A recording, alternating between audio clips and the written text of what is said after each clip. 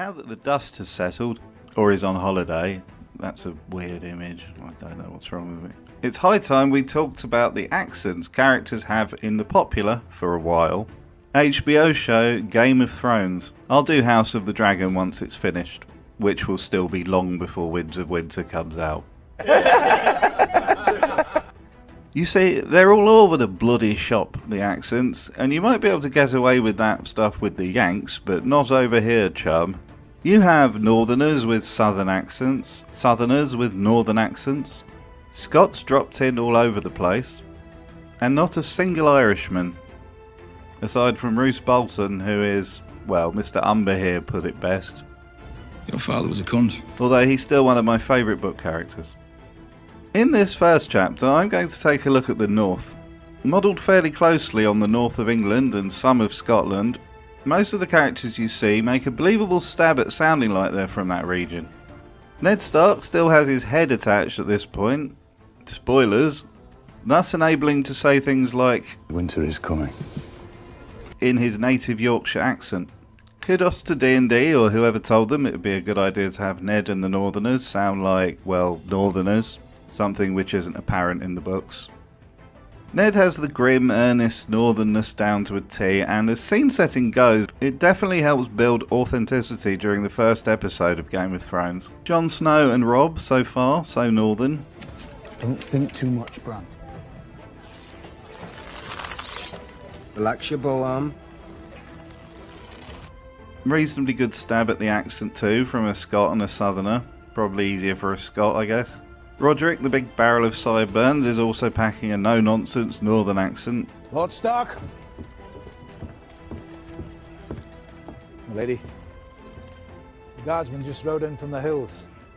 Captured a deserter from the Night's Watch. Catelyn Stark has a weird Irish accent, but she's not from the north, so I guess that's excusable for the moment, since we haven't been shown what Riverlanders sound like. Ned. 10 is too young to see such things. Once we hear what Bran sounds like, things start to go wrong. You understand why I did it? Jon said he was a deserter. But do you understand why I had to kill him? Our way is the old way. Not a trace of the north The real north. in his voice. Theon also sounds northern, but he grew up with the Starks, so it's not beyond the realms of believability that he would sound like them. Well, like most of them. Right. Give it here. No! Put away your blade. Take orders from your father, not you. Sansa sounds very, very southern, while Arya sounds like she's from Bristol. That's Jaime Lannister, the Queen's twin brother. Would you please shut up? Rickon sounds just as posh as Bran. And I'll come back with Mother. No, they won't. Uncle Benjen rides in with a northern accent, so big win for him. Oh, you got bigger. Rode all day. Didn't want to leave you alone with the Lannisters. And Maester Lewin I'll let off as maesters can be from pretty much anywhere. Jory sounds sort of Scottish, but I guess we'll let that pass. We've met before, you know. Have we? Strange, I've forgotten. The Siege of Pike. Hodor sounded pretty northern back before he got mind-fucked. Benjen always lifts his chin when he's about to charge. And lowers it when he's going to dodge your lady. So that's the Starks. Let's take a look at some of the other northern houses. First up, the Umbers. Great John Umber might as well have a dire whippet down his trousers and be wearing a huge iron flat cap for how riotously northern he sounds as he bellows. There sits the only king I mean to bend my knee to. The King of the North! Much later we get Small John Umber, who's also authentically northern. Who owns the North? Who owns the North? Show me! Ned Umber only gets one line, and it's hard to hear, but we'll give him a pass. He sounds like he could be from up that way. Now and always. The Karstarks don't get much screen time, but they're relentlessly northern. Lord Karstark really draws out his vowels and fits the north perfectly. We are King Stark and Karstark. That didn't stop you from betraying me, and it won't save you now. I wanted to save you. I wanted to haunt you to the end of your days. Torrent Caster doesn't get any lines apart from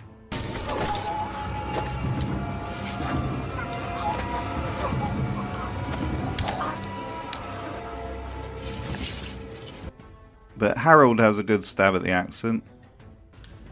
We know where she's going. Her brother's at Castle Black. Ned Stark's last surviving son. Later we have Alice, who gets about as much dialogue as Ned Umber. Now and always. And now the Boltons. As I said, Roose Bolton is one of my favourite book characters, and the actor portraying him on the show gives a decent interpretation. Theon holds the castle with a skeleton crew. Let me send word to my bastard at the Dreadfort. He can raise a few hundred men and retake Winterfell before the new moon. My God, where's he supposed to be from? He sounds like an Irishman who's lived in Islington for 20 years. Ramsay? Well, let's just say his accent hasn't changed a jot since he was Barry in Misfits.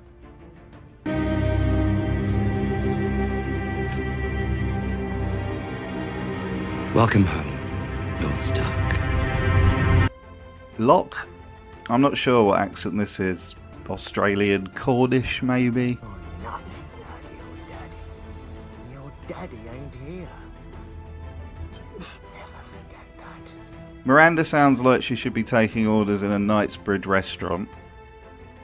I like your dress. Who made it for you? There's Lord Glover. Cup of coffee, darling?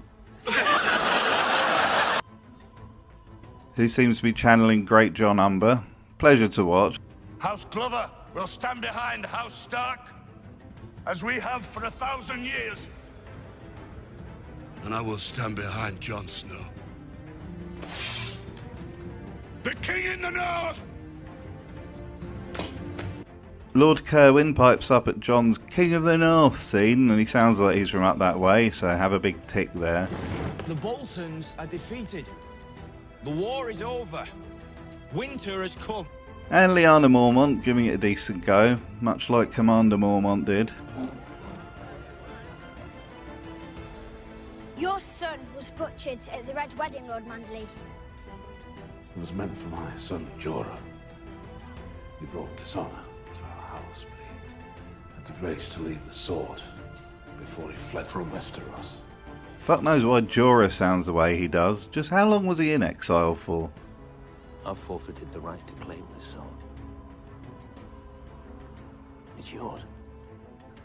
Lord Manderley, looking about a 16th the size he's made out to be in the books, also has a geographically authentic accent. My son died for Robb Stark, the young wolf. I didn't think we'd find another king in my lifetime. I didn't commit my men to your cause, because I didn't want more Manderleys dying for nothing. There's a smattering of other characters in the North, and to the show's credit, most of them sound like they could be from there. All D&D had to do was some basic googling or go on YouTube and type Northern accent list. They probably assumed the Americans would get upset if there weren't more accents included that reminded them of Richard King Curtis films. Overall, I'm giving the North 5 severed direwolf heads out of 7. In part 1 of this series, I covered the North and remarked upon how many of the characters that hail from there sound like they're from anywhere but. In part 2, it's time to take a look at the Stormlands. This one is tricky because George himself has compared it to medieval Germany, with its dense forests and rocky regions. But I can't just do a video saying, no, he hasn't got a German accent, no, she hasn't got a German accent. So I will be examining each character's accent individually and comparing it to the others in that region. But FYI, they all fail through not having a German accent. Disclaimer, I'm only covering characters that were born or grew up in the kingdom being discussed, so there won't be any Davos, sorry Davos fans, or Stannis' wife. She has no fans, she barbecued her disabled daughter. King Bobby B, let's save the best till first. The temptation here is to play a load of meme clips, but this is a serious discussion, so I will abstain. Bessie, thank the gods for Bessie and her tits. There's no more wine. Is that what empty means? So get more. Stop this madness in the name of your king! As I was saying, King Robert Baratheon is blessed with a roaring northern accent to rival the Great John. How he acquired this can be explained reasonably well as owing to his close friendship and upbringing with Ned Stark when they were both fostered to Jon Arryn in the Vale. It's possible that Robert adapted his best friend's accent as his own, and to be honest, the first season would have been a lot poorer without it. Stannis the Manus Baratheon shares an earthy northern accent with his brother Robert. Kneel before me, lay your sword at my feet, pledge me your service and you'll rise again as Jon Stark, Lord of Winterfell. Which makes no sense at all, as Stannis grew up in Storm's End, which as far as we know was a northerner free zone. Perhaps he went there on holiday as a youth and liked it so much he adopted the accent. Perhaps D&D are a pair of hacks who didn't really understand geography. We may never know. The youngest Baratheon sibling, Renly, sports a posh southern accent. This could be put down to him having grown up mostly at court in King's Landing and hanging around with the other poshos such as Loras Tyrell and the Lannisters. I swear to you, I will see the Lannisters answer for your husband's murder. When I take King's Landing, I'll bring you Joffrey's head. Stannis' daughter Shireen also sounds like she's from the south in a generic home counties kind of way. Mother said you fought in a battle. Did you win? No. Did the Onion Knight come back with you? Clearly didn't take after her uncle Robert. Her mother is from the Reach, who all sound incredibly posh aside from one I can think of, so there's that influence to consider too. Old Captain One Eye himself, Lord Beric Dondarrion, is apparently from the Stormlands. He sounds much the same as some of the others, being well spoken and southern. You knew him? Of course I did. When he was hand, he sent me off hunting for the mountain. Your wildling friend told me the Red Woman brought you back. Thoros has brought me back 6 times. Missed the trick with the resurrection thing though. He could have picked a different accent every time he came back just to mess with people. Barristan the Cake Cutter Selmy. Lapses into Irish at times. Perhaps him, Catelyn, Roose and Peter all went to the same nursery school. Mostly has a southern accent, as befits a Kingard from the south. Life is strange. Not so many years ago we fought as enemies at the Trident. I'm glad we never met on the field, Sir Barristan. As is my wife. I don't think the widow's life would suit her. You're too modest. I've seen you cut down a dozen great knights. Brienne Tarth, or Brienne of Tarth, always annoyed me that. I mean, her surname's the same as her birthplace. You don't get that really with any other characters. Did George run out of names? Unlikely, considering he gave us Dickon Manwoody. Anyway, Brienne speaks in a very posh southern accent, much like Renly. Why would you assume that? In my experience, girls like her don't live very long. I don't think you know many girls like her. Meryn Trant, slapper of little girls and a connoisseur of little girls. Too old. Speaks with a fairly highborn sounding accent. People love their king. They know who keeps them fed. That is until Arya catches up with him. Aye aye. Davos's fanatical son Mathos grew up in the Stormlands and speaks with a southern accent. This war isn't about you. We're not attacking King's Landing so that you can rape the Queen. I'm not going to rape her. I'm going to fuck her. Mostly using it to praise the Lord of Light and presumably to go, oh shit, when his ship exploded that time. All in all, the majority accent of the Stormlands, based purely on characters in the show that hail from there, seems to be predominantly Southern English sounding, so I'm going to award the Stormlands 6 burnt scaly princesses out of 7. In my previous videos on Game of Thrones, the initially popular HBO series about incest, dragons and rapidly aging children, I covered the accents of the North and the Stormlands. Now for the third part. You going to do all 7 of the fuckers? It's time for the Westerlands. Based mostly on southern England, culturally if not geographically, so we'll just go with posh sounding English off the bat. I'm sure you'll tell me how wrong I am in the comments, and that is of course you're right. Up first is of course the Lannisters, and we'll start from the top, Lord Tywin himself. Now he might have problems pronouncing Tyrell correctly. The Tyrells are a problem. The true elves helped us defeat Stannis Baratheon. But as cold posh authority goes, he has the accent licked. Not that big a stretch for Charles Dance, you might argue, but honestly, who could be better cast as Tywin? Who else could add dignity to getting killed on the shitter? Jaime starts off a bit wonky.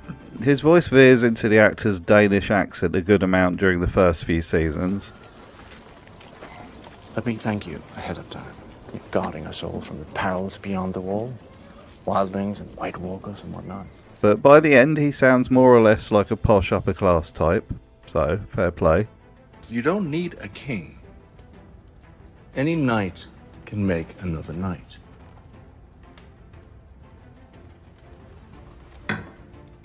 I'll prove it. Cersei sounds just as highborn and evil as any Disney villain. I wanted to see your face.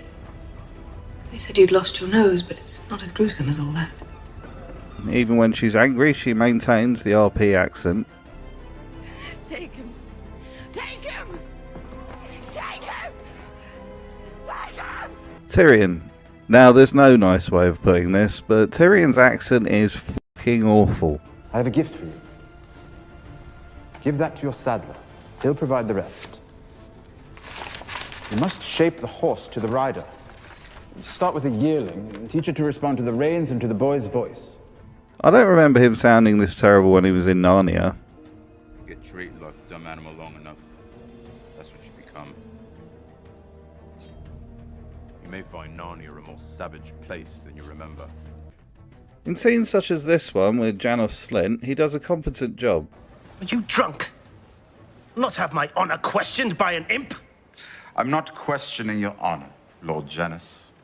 I'm denying its existence. But anything requiring emotion, he might as well be yelling to get served at a New Jersey bar. Too many. Hounds form a welcome party for any Baratheon troop that manages to touch solid ground. I'm not going to include Joffrey, Marcella and Tommen here, as they were born in King's Landing, so that will be another video. But there are still plenty of Lannisters to go around. They breed like incestuous rabbits. That should be on their coat of arms instead of the lions. Uncle Kevan has a decent sounding upper class English accent, with some gravitas for the scenes where he has to tell off Cersei. I returned to the capital to pay my respects to my brother, and to you, and to serve the king. I did not return to the capital to serve as your puppet, to watch you stack the small council with sycophants. Lancel Lannister has a nicely observed Weasley posh voice, which is perfect for a character that beds his cousin and murders a king for her. Her Grace the Queen Regent commands you to release Grandmaster Pycelle. Is your warrant? Willem and Martin Lannister, didn't have an easy time of it. First they get told they're going to get eaten by Robb. And he eats the flesh of his enemies. Then they get stabbed up by an enraged hobo Santa. But they did sound the part while alive.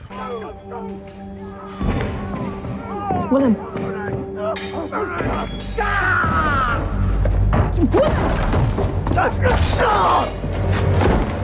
Is this a rescue? Alton Lannister had the opportunity to simp directly at Jaime while they shared a cage together before having the honour of being murdered by him. His accent slips into northern at times. I guess his brief conversations with Robb rubbed off on him. Give the Starks our reply, cousin. I will, Your Grace. Did you see my brother when you were the Starks' guest? I did. They have not broken his spirit, Your Grace. The Cleganes now, and oh dear. Sander is full-on Scottish. He might as well be wearing a kilt and asking for iron brew instead of wine. Look at me. Stannis is a killer. The Lannisters are killers. Your father was a killer. Your brother is a killer. Your sons will be killers someday. I'm not sure if he had a gap year up north or beyond the wall before he joined the Lannisters service, but it doesn't fit where he grew up. Gregor, well, which one? The first Gregor Clegane only got one line, and sounded southern Englishy, I guess. The second, also known as the toothpick that rides, had the voice down at least. I want them dead, every one. Killing them isn't the problem. It's finding them. You gone soft, Clegane? The third was Icelandic, and while it may have been amusing to hear him say the dialogue, he was sensibly dubbed over by someone who sounded pretty much like the first guy, so a win, I guess. Elia Martel! I killed her children! Then I raped her! Then I smashed her head in like this! The Tickler, that nice chap who tortures imbecilic peasants, comes equipped with, well, it's definitely an accent. Where is the Brotherhood? I don't know, please. Where is the Brotherhood? I don't know.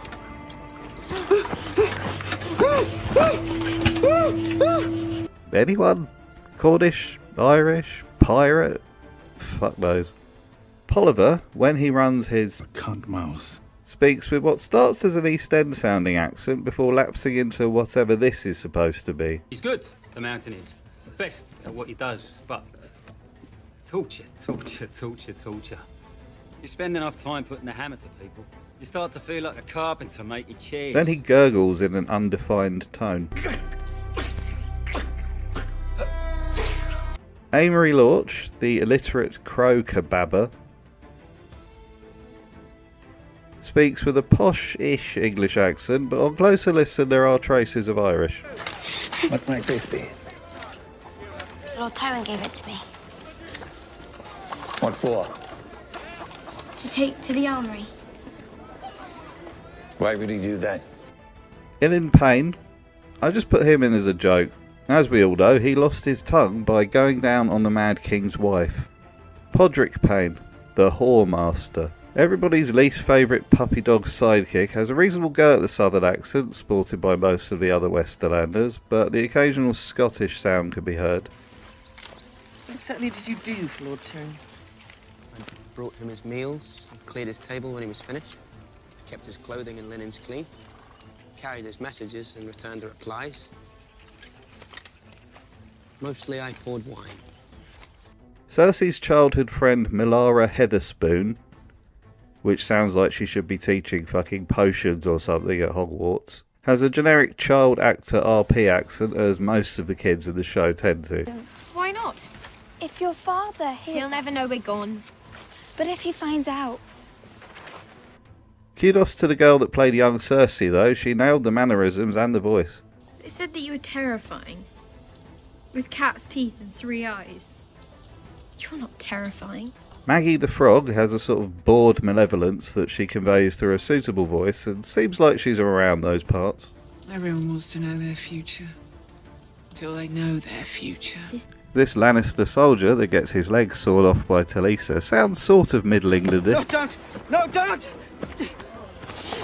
Please, don't! It'll get better. It doesn't even hurt. Before the screams begin. It's better than biting your own tongue, believe me.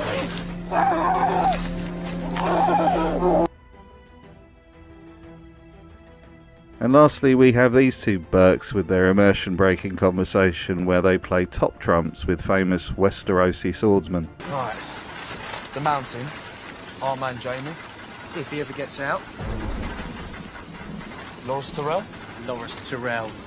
He's prettier than the Queen. I don't care about pretty. He's better with a sword than any of them. I guess they sound like they were born and grew up in the Westerlands. So overall, another success for the show, so I'm awarding the Westerlands 6 tickled ticklers out of 7. In this ongoing series, I'm attempting to analyse each of HBO's Game of Thrones 7 kingdoms by accent. So far we've had the North, mostly Northern with some light Irish, the Stormlands, mostly Southern with a dusting of the North, and the Westerlands, mostly cunts. This time it's the turn of Dorne, home of snecks, sulking, and shitty character interpretations. Based, according to George, on southern Spain, with some arguably Moroccan influences, Dorne is the hot part of Westeros that was never officially conquered, they just sort of got badgered into joining the Seven Kingdoms. There aren't that many Dornish characters in the show, sadly, but that might change with House of the Dragon. It's also a crime we never got Gerald Darkstar Dane, the character with more edges than the Iron Throne.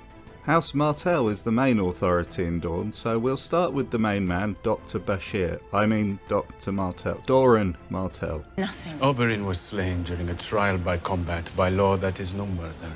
Doran seems to veer between a Spanish and TV Arabic accent. He does a competent job though, and what little we see of him, we get a good sense of the turmoil within the character. Prince Oberyn Martell. Well, he seems to be channeling Inigo Montoya at times. I'm going to hear you confess before you die. You raped my sister. You murdered her. You killed her children. Say it now and we can make this quick. Hello. My name is Inigo Montoya. You killed my father. Prepare to die. Generally a sort of nondescript Spanish accent. Prince Oberyn. I don't believe you have met Ilaria. This is the Lord Hand, Tywin Lannister, and Cersei Lannister, the Queen Regent. I suppose it is former Queen Regent now. Suits the character brilliantly though, and Pedro really seems to be enjoying himself with each word. The venom, no pun intended, that he spits at the mountain before spearing him is intense. You killed her children!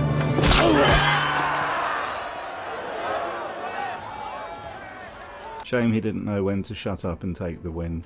Ilaria Sand, she of the poisoned kiss and careless destruction of expensive wine, has a nice scenery chewing line in evil accented Spanish. You're not a Dornish man. You're not our prince. My son. Tristano. Your son is weak, just like you. And weak men will never rule Dorne again. She also knows how to make herself heard through a gag. No wonder Oberyn likes her so much, the kinky git. Tristan Martell now, and well, he's a bit of a wet lettuce. I have learned the value of mercy from my father. I'll set your man free. You're a good man. On one condition. Just doing a by-the-numbers generic Mediterranean accent to get his paycheck before being killed off by his family in revenge for the Lannisters killing their family. Yeah.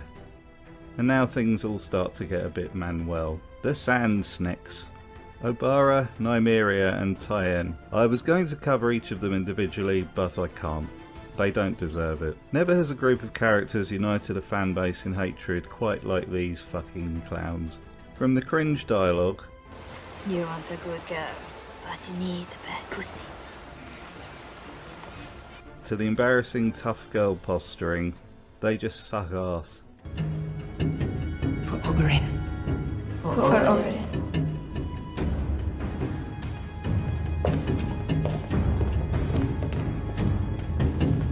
The accents are kind of passable to be fair to the actresses though. Now let's watch them die for lols.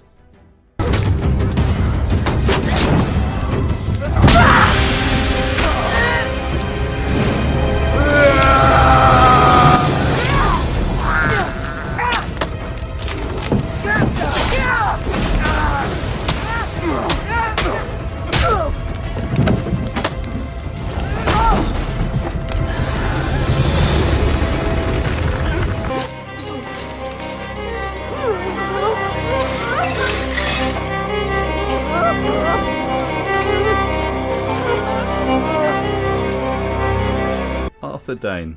I mean, he doesn't look much like the other Dornish characters, but I guess Starfell is right by the Reach border. So Arthur, the dual-wielding anime knight, Don't hit the camera, man. Dual wield! speaks with a deep RP accent. Lord Stark? I looked for you on the Trident. We weren't there. The actor actually does a great job with the accent and the role, particularly this look of pure hatred he shoots Ned before getting finished off.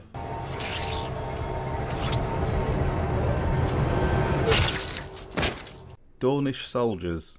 The prince's health forces him to remain at Sunspear. The few Dornish soldiers we see during Jaime and Bronn's high school road trip sound about as generic foreign as you'd expect. Who are you? Cooper. This is Darnell. You're from King's Landing. Accent gave me away. Honestly, the show really f***ed up Dorne in general. Anyway, based purely on accents, and rather begrudgingly, I have to award Dorne 7 popped princes out of 7.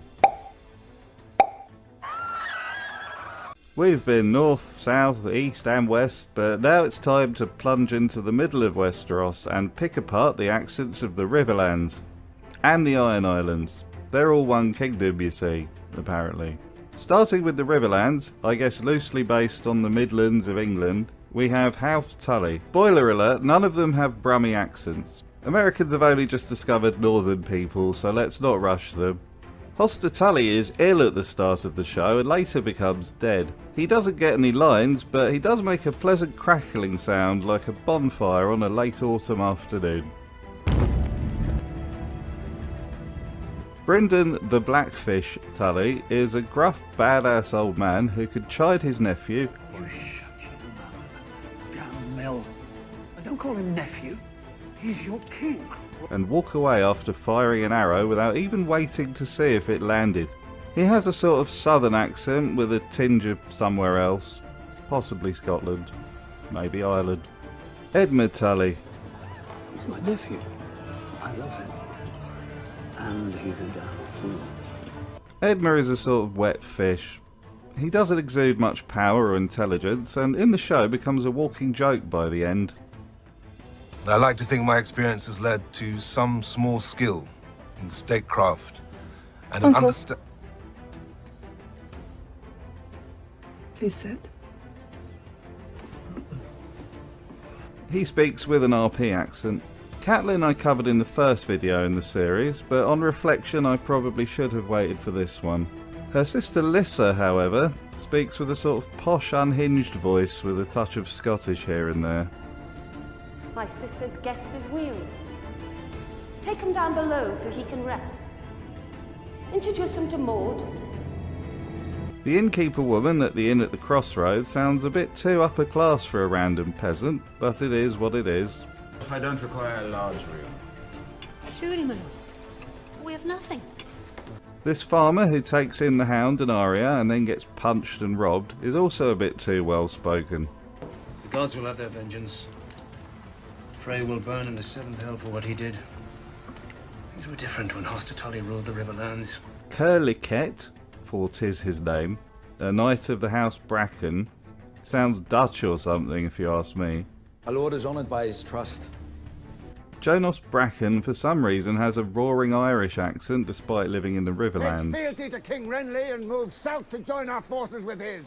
There's this bloke the tickler tickles. Please stop, please. Started to. Oh. When he's not screaming, he sounds pretty estuary. This old woman who's just finished listening to her son being tickled to death sounds remarkably well spoken for a peasant. He was my son. My sister was 3 days ago. My husband the day before that. Clearly a travelling elocution teacher has been touring the Riverlands for some time. And this random Harrenhal knight sounds like everybody else in the inn, aside from one. She is. Since Bronn has no actual backstory on where he's from, we might as well include him here. But don't go looking for me to bend the knee and my lord you every time you take a shit. I'm not your toady, and I'm not your friend. Speaks with a northern accent, so maybe he's from up there. Christ only knows. And who could forget this simpering farmer and his overacting display when he begs Ned Stark to do something about the mountain being naughty in the Riverlands. When they was done, they butchered them as if they was animals. They covered our children in pitch and lit them on fire. Why does he sound so northern? And this other farmer the Hound and Arya chants upon. You shouldn't be sitting out here like this. Where else to sit? Tried to walk back to me hut. Had too much. Then I remembered they burnt me hut down. He also sounds like he owns a whippet and holds his pint of bitter like this. Now on to the biggest wankers in Westeros. No, not the Silent Sisters. The Freys. From their stupid hats to being more inbred than the average British town, House Frey have done some despicable things. Walder Frey, the bed-shitting old patriarch, speaks with a croaky RP accent. You see that? 50 inches, a little flour,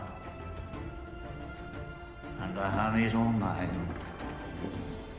Deliciously evil and bitter sounding, you can tell the actor thoroughly enjoyed the role. He should definitely play Prince Philip should the opportunity arise. His heir Stevron Frey gets one line and he sounds simpering and posh. What am I supposed to do with you? Father, you forget yourself. The same could be said of Ryger Rivers, who gets short shrift for daring to pipe up during negotiations with Catelyn. Father, please. I need lessons in courtesy from you, bastard! Your mother would still be a milkmaid if I hadn't squirted you into her belly. Lothar Frey and Black Walder might as well be the same character as far as the show is concerned, right down to their matching tea cosy hats and northern accents. We rode to crawling with cutthroats and bandits. When the King of the North summons us, we go. Our fathers instructed us to tell you that his alliance with the North can continue, if his terms are met. Taking a look at the map of the twins, they are kind of on the border with the North, so we'll give them a pass, I suppose. Mary Frey here gets an awkward line when she has to correct the old bastard for getting her name wrong 3 times. I'm Mary. Fine. Rosalind Frey, who seems to have avoided all the ugly branches on the tree that the other Freys hit, has her line spoken over by this damn fool. Father, smith, warrior. Mother, maiden, crone, stranger. But we can get a hint of posh southern. Lord Edmure, I hope I'm not a disappointment to you. Walder Frey / Bolton meets an unfortunate end. Ramsay, please. I'll leave Winterfell. I'll go back to the Riverlands.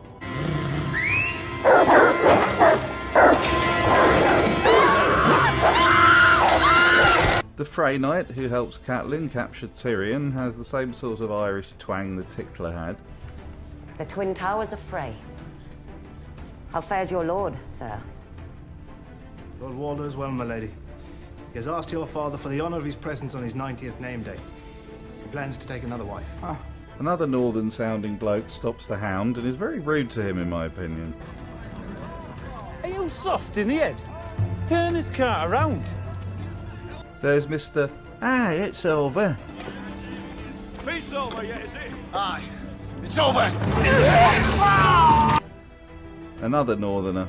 The rest of the Freys gurgle in various accents when they get mass murdered by Arya.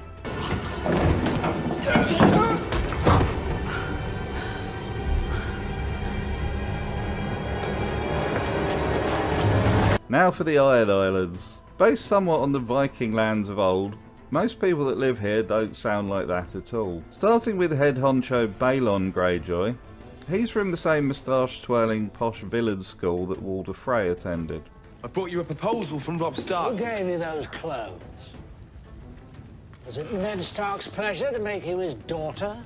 A very strong performance and very, very evil sounding. Theon I covered in the first video, northern accent and all. Yara, or Asha in the books, speaks with a very posh southern accent for some unknown reason. How did you get past the guards? Anything with a cock is easy to fool. My dear. Maybe Balon sent her to a finishing school in the Reach.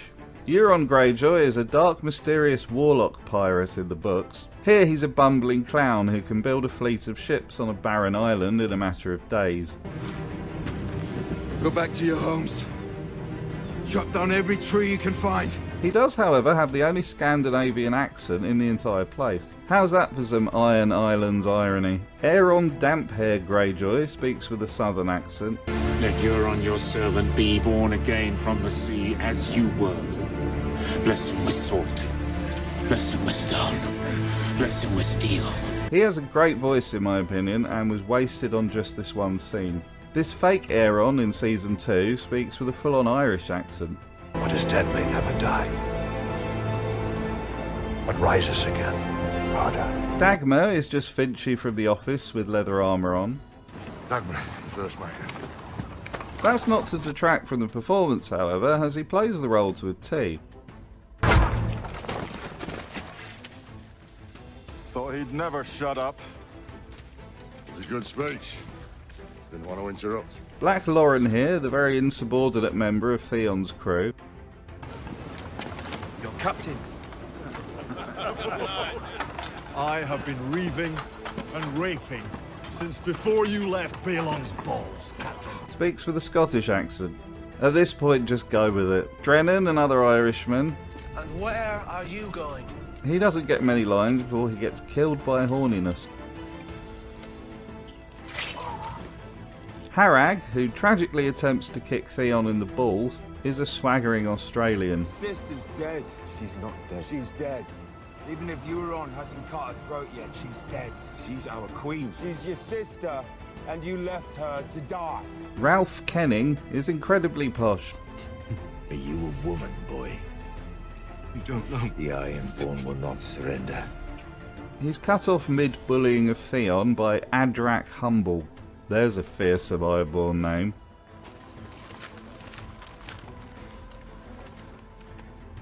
If we yield, we live. Is that what it says on this paper here? Who sounds like he'd be at home selling you car insurance on a daytime TV ad.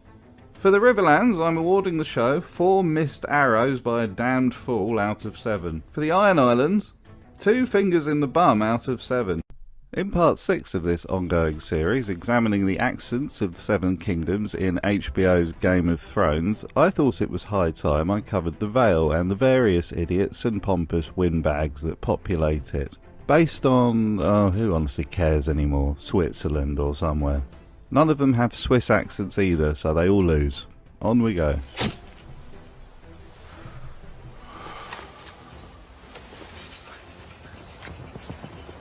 Lord Robin Arryn, the sickly mummy's boy in charge of the Vale of Arryn, is sort of Diet Joffrey in many ways.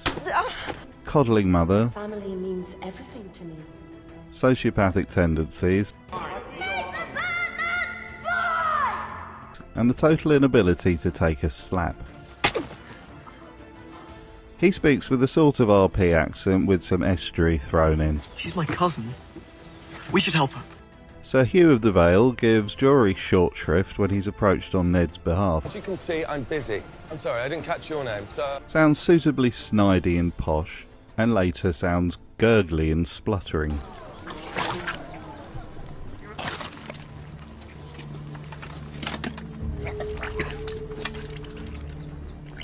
Sir Vardis, the cocky, sure of himself captain of the guard that gets chucked down the moon door by Bronn,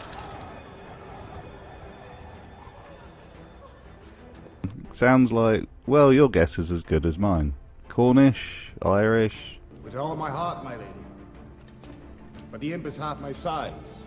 Shameful to slaughter such a man and call it justice. No information on where the actor is from seems to be available anywhere either. This chap guarding the bloody gate gets, well, not quite the response he was expecting when he informs the Hound and Arya that Lady Psycho of the Vale has passed on. Then I offer my condolences. Lady Arryn died 3 days ago.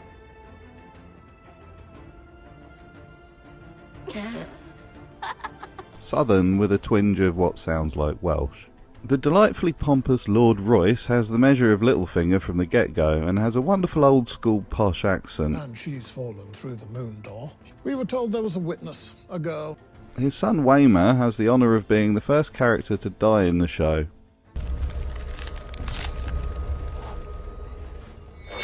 He speaks with a posh accent similar to his father. One lot steals a goat from another lot, before you know it, they're ripping each other to pieces. Lady Anya Waynwood, she of the Zuma haircut and old woman on a bus scowl, has a posh accent, such as you might imagine a duchess having. Robb Stark is dead. Who would you have us back, Lord Baelish? Robin Arryn is a sickly little boy. Sir Vance Corbury gets one line during Littlefinger's interrogation. Your secret is safe with us, my lady. He has a calm voice like a vicar or a Radio 4 presenter. This Knight of the Vale accompanying Littlefinger and Sansa gets one cool line before Brienne takes him out. Sounds upper middle class-ish. Guess that means you're unarmed. Maud, the jailer of the Eyrie, is a repellent brute with the sort of Cockney accent that we definitely should have heard more of in this show, especially in scenes set in King's Landing. You got sneak talk, man. Sir Mandan Moore, before he was dispatched by Pod, spoke with an Irish accent despite being from the Vale. Lads caught a groom and 2 maids trying to sneak away with a stolen horse and some gold cups. And lastly we have Shagga, leader of the Hill Tribes, played by established character actor Mark Lewis-Jones, whose accent is similar to Letho from the Witcher games, who he also voiced. but without the American twang. When you meet your gods, you tell them Shagga, son of Dolph, of the Stone Crow, sent you. Not a bad turnout from the Vale, so I'll be awarding it 5 slapped sweet robins out of 7.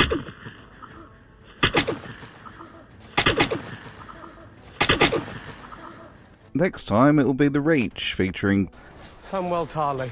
and I can't wait.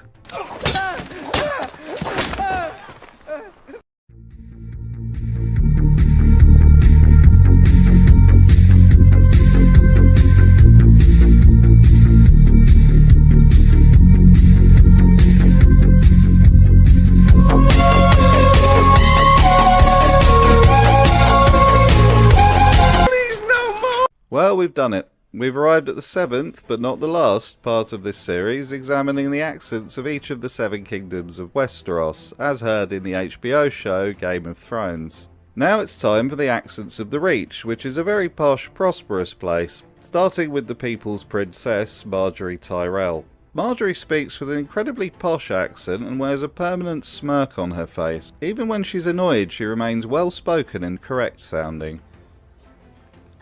Bad men wanted to come into this city and do terrible things, but your father stopped them. Olenna Tyrell, the wily old battle-axe matriarch of House Tyrell, is just as witty and waspish as she is in the books. It was treason. I warned them. Robert has 2 sons and Renly has an older brother. How can he possibly have any claim to that ugly iron chair? Spot-on performance by Diana Rigg. She gets some wonderful lines. It's done. It is. And now the rains weep o'er our halls. Mace Tyrell is a bumbling, pompous oaf with an excellent singing voice. So give me a kiss by the long canal, and give me 2 kisses in Salty Town. He's never happier than when he has his tongue jammed right up Tywin's golden behind. Lord Tyrell, be a good man. Fetch my quill and paper.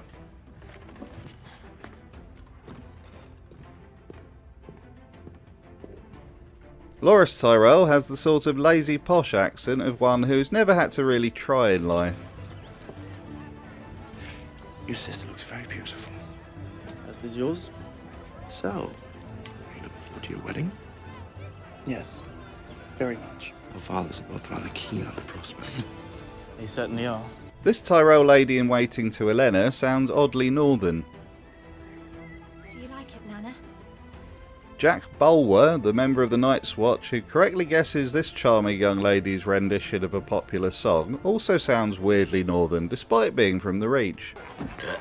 The bear of the maiden fair! The Tyrell servant, who dares to question Lady Olenna on when the cheese will be served, at least sounds posh enough to be from the Reach. The cheese will be served after the cakes, my lady. The cheese will be served when I want it served.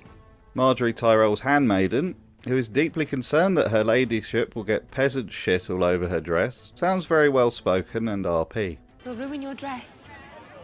I have others. Gerald Hightower is the sure of himself commander of the Kingsguard in the era of the Mad King. Gets one good line. We weren't there. Your friend, the usurper, would lie beneath the ground if we had been. Axel Florent, brother of the deranged Selyse, doesn't share his sister's newfound religious beliefs and is duly burnt alive for it. The families, eh? Selyse! Yours is the sun. You're my sister! Yours are the stars that guide us. Selyse Florent is a wild-eyed fanatic who is happy to let a sexy red witch sleep with her husband Stannis. She sounds suitably deranged in a manner familiar to anyone who's ever been handed a Watchtower magazine at their doorstep. One morning, he shot 2 seagulls on the beach. I've never tasted anything as good as grilled seagull. Melissa Florent, Selyse's cousin, is married to Randall Tarley. She's well-spoken in a mumsy sort of way. Oh my. You are lovely. Randall Tarley is a belligerent old bastard in the vein of Alistair Thorne, and he hates wildlings just as much, unfortunately for his son Sam. You're a wildling. The 7 kingdoms have waged war against these savages for centuries, and here I sit, hosting one in my hall. Dickon Tarley has a sort of good-natured manner and speaks with an upper-middle-class accent. He even shows some dignity when mocked by this up-jumped cutthroat. It was glorious. Come on, your father's not here. All my life, we've been pledged to House Tyrell. I knew some of those men. Tala Tarley is a slightly insipid posh girl who fusses over dresses and lives in fear of her father. Oh, and a dress for dinner.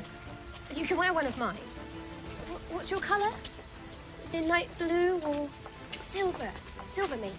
Well, I think that's everyone. I can't think of anyone who I might have missed. Swagger down the street with your red lips and funky beat. You better hold your head up to the sky. I'm gonna roll with you till the day I die.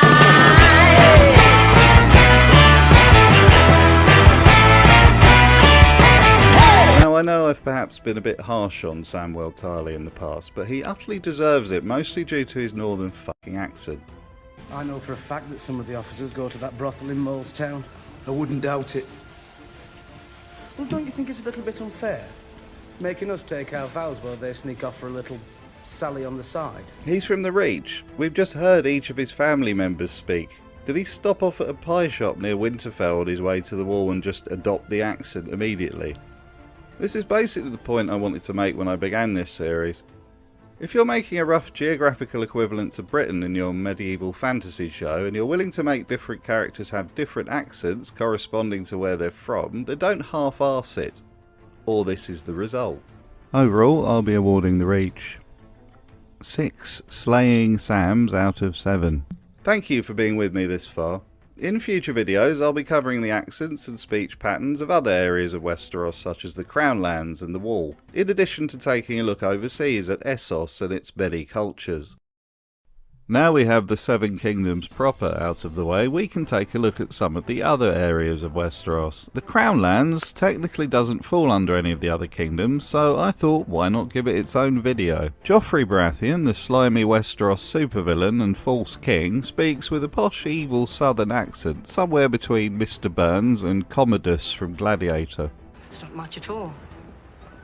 Please, have another cup. You sure, Your Grace? Yes. To celebrate my name day.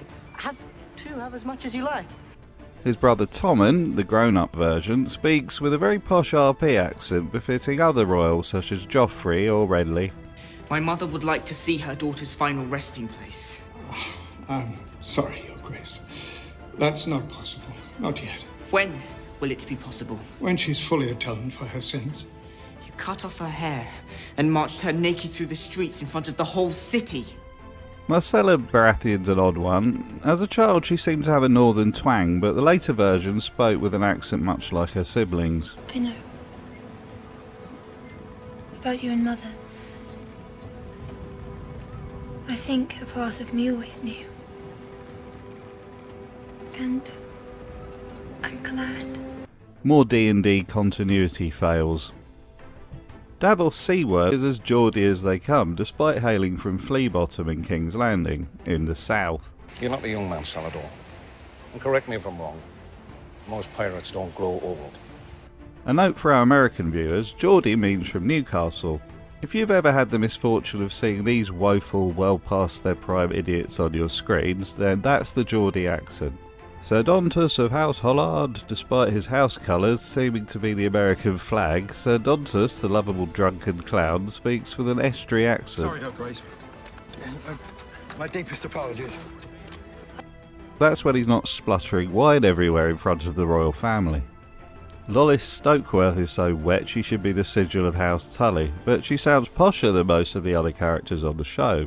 Fair play to the actress for giving it her all in her one scene. What is the most important thing, don't you agree? We're going to need pigeon pies. That's what they eat in the capital, don't they? Don't they?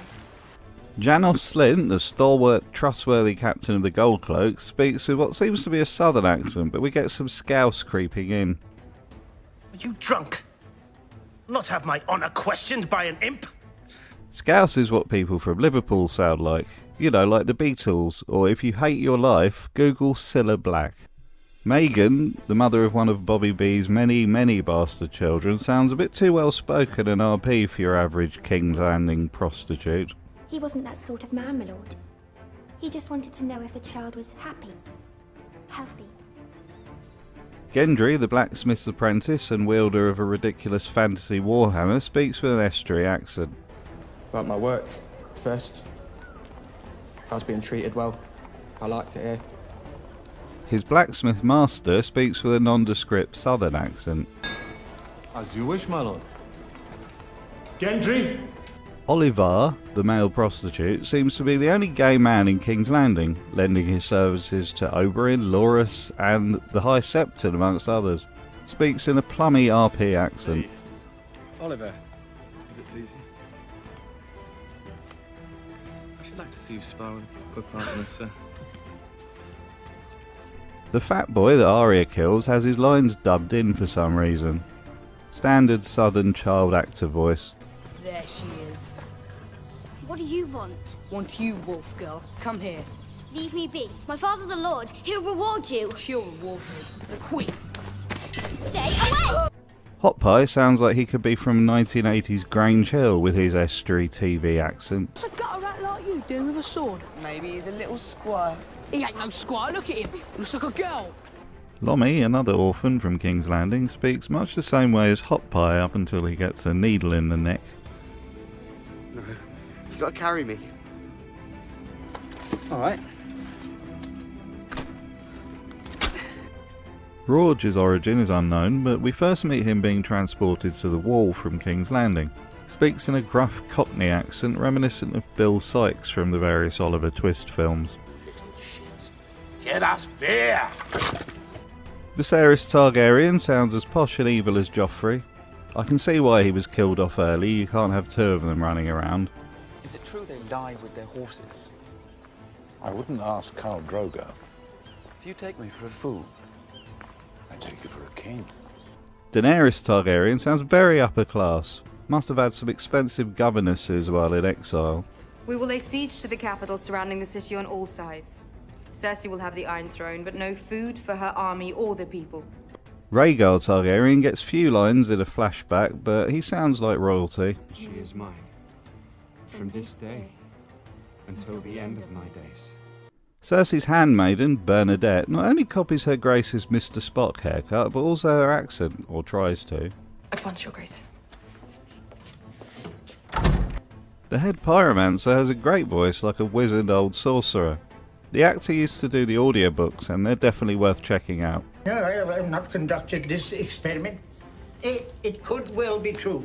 The substance burns so hot, it melts wood, stone, even steel. High Septon 1, before having his arm ripped off by starving city folk, spoke in a pompous, posh accent reminiscent of Mace Tyrell. May the crown give her wisdom. May the warrior give her courage. His successor was much the same, if not a tad more pious sounding. As the High Septon of the Faith of the Seven, I give voice to the will of the gods and am their foremost servant in this world. An insult to me is an insult to the gods. An assault on my person is an assault on our very religion. You were assaulted. I was, by those fanatics who call themselves sparrows. The High Sparrow speaks in an upper-class RP accent, as befitting a man who has basically become the Pope of this setting. The gods' judgment is fierce, but also fair. Overall, I am awarding the Crown Lands a well-deserved 7 King's Landings out of 7. Join me next time for more of this enjoyable nonsense when we cover the Citadel and the Maesters in general. In this series, examining the accents of Westeros as featured in the TV show, well, you know the drill by now. This week it's time to have a look at the Maesters, those weird, probably celibate raven wranglers who seem to hold a high seat of office in every major city and castle in the land. Maester Aemon Targaryen, the erstwhile heir to the throne and brother of Egg from the Dunk and Egg stories, is a very old man who has been Maester of the Night's Watch seemingly forever. He speaks with a faltering RP accent. But when I heard they had killed my brother's son, and his poor son, and the children, even the little children. Who are you? Grand Maester Pycelle, a conniving old sod that has a major hard-on for both House Lannister and Ladies of the Night, speaks in an affected old man at RP voice most of the time. except when he feels the need to drop the act, then he sounds much more sure of himself. Never! Never! It's a falsehood! I swear it! It wasn't me! These are your new chambers. A little cramped, perhaps, but you don't need much room, do you? Maester Lewin of Winterfell is a kindly old man who tutors Bran and has a nice line in dry humour when it comes to Theon. Also speaks in an RP accent. Notice a theme starting to build here. Words we do not sow. Lords? The Greyjoys. Famed for their skills at archery, navigation, and lovemaking. And failed rebellions. Maester Cresson has a wonderful voice. Yes, it's RP, and it's a shame we don't see more of him. Since that boar killed his brother, every lord wants a coronation. I don't serve the others. I serve Stannis. As do I. But loyal service means telling hard truths. Maester Walken has his good mood cut short when Ramsay rather rudely stabs his father Roose to death right in front of him. How did he die? Poisoned by his enemies. This Citadel Maester that gives Sam a hard time when he arrives is, I believe, dubbed over, as the actor is Danish. Feels off, and the voice actor they use sounds standardly posh. The Archmaester will discuss these irregularities with you. In the meantime, you are permitted to use the library. Follow me. No women or children. Ebros, the Archmaester of the Citadel, is played by Jim Broadbent in super kindly mode. Well-spoken southern accent. We are this world's memory, Samuel Tarly. Without us, men would be little better than dogs. Don't remember any meal but the last, can't see forward to any but the next. And every time you leave the house and shut the door, they howl like you're gone forever. Finally, we have Qyburn, the disgraced former Maester, and basically a necromancer in as much as this setting allows. Speaks in a kindly, very RP accent, which he maintains whether he's tending to the injured or having people put to death. I've more important things to do with my time than waste them in the Please, presence. Grand Maester, I bear you no ill will. Please forgive me if you can. Overall, I'm giving the Maesters 6 Lanced Lewins out of 7. I'm docking a point for the weird dubbing job they did with the Citadel Maester. Join me next time when we'll be casting a critical eye at the Wall and those brave fellows that man it. For the final part of the accents of Westeros, before I start to look overseas at Essos and beyond, it's time to analyse the accents of the Night's Watch. Well, the ones I haven't previously covered, and the wildlings, along with some of the general peasants that live near the Wall. To begin, we have Alliser Thorne. Gruff and surly, Alliser doesn't seem to enjoy being in the Night's Watch very much. Despite hailing from the Crown Lands, he speaks with a northern accent tinged with a touch of Welsh. Eating the horses was easy. But later when we started to fall, that wasn't easy. Dolorous Ed is miserable and world-weary. He hails from the Vale, but sounds like he's from the north. There must be a magical force field that turns people northern as soon as they travel past Moat Cailin or somewhere. When the White Walkers came, you left me. Aye, we left you. You're fat and you're slow. We didn't want to die. Pip, or Piper, is from the Riverlands, and does have a southern accent, so well done, show. You got something right. I got one. Right through the heart, he's dead. Is it over? Well then. Gren is another northerner in accent, if nothing else, as we don't know where he hails from originally, aside from the fact he grew up on a farm. They get him up. Looks like that piggy is done for. Let's get him up. Slowing us down. Just get him up! Ollie was just having a nice day working with his dad before the wildlings slaughtered everyone in his village. Speaks with a northern accent. Telling the wildlings you want to make peace. You're just doing it to trick them. It's not a trick. They burnt my village. They put an arrow through my father's head. Ollie's dad was dreaming lustily of his wife's potatoes when he caught an arrow, ending his appetite and his life. Also speaks with a northern accent. Potatoes. Well, no one boils a potato better than your mum. She got... The horse ranch owner that Jon Snow fails to kill has an accent that's hard to place, but sounds roughly of the north, I suppose. Let me stand at least. Let me go with a bit of dignity. The woman named only as Molestown Whore has a riotous Cockney accent for some unknown reason. Perhaps she travelled up with a relative heading to the wall and decided to stick around and make a quick buck or two. You hear me? Yes. Well, you got anything to say? I'm sorry he woke you up. I don't care if you're sorry. Carl fucking Tanner, who clearly states he is from Gin Alley in King's Landing, also has a northern accent. I was a fucking legend, Gin Alley. A fucking legend! Honestly, it gets so tiresome. Rast, the sensitive, gentle soul, doesn't have an official place of birth, but speaks with a northern accent, so fair enough there. I wouldn't stand a chance. None of us would. Othel Yarwick, well, you'll never guess what, he has a northern accent too. Unfortunately, he's from the Westerlands, where they don't sound like that. My mother's still living in White Harbour. Could you write it? Tell her I died fighting the wildlings. Bowen Marsh is from the Neck, the boggy part of the north. Speaks with an appropriate accent. You shouldn't be alive. It's not right.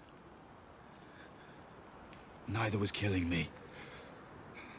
Corin Halfhand is another Night's Watch member with no confirmed place of origin, and as such was given a northern accent on the show. There's a fire. People sitting around it have better eyes than yours or mine. When they see us coming, that fire becomes a signal.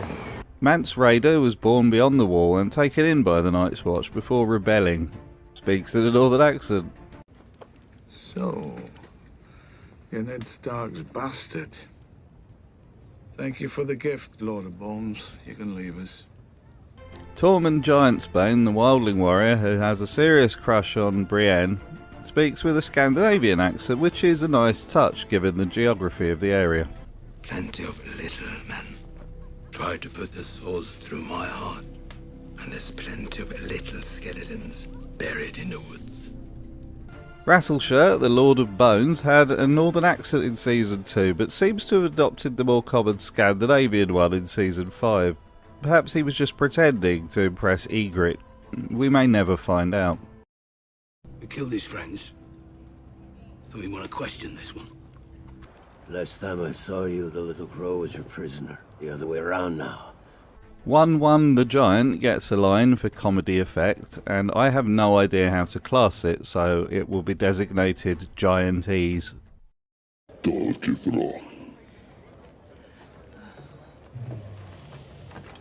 Loboda, the surly Thenn, speaks with a light Scandinavian accent. Keep your class, King Crow. As soon as you get on his ships, they're gonna slit your throats and dump your bodies to the bottom of the Shivering Sea. Magnar of the Thenn has a much more pronounced Scandinavian accent and makes for a very authentic performance. Those your parents?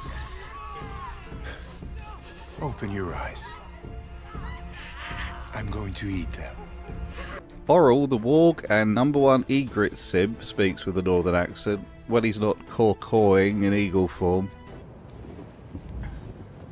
The fist of the first man. What did you see?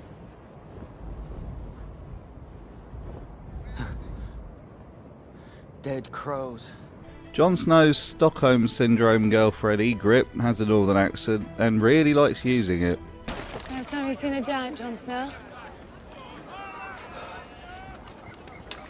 I don't stay too long, they're shy.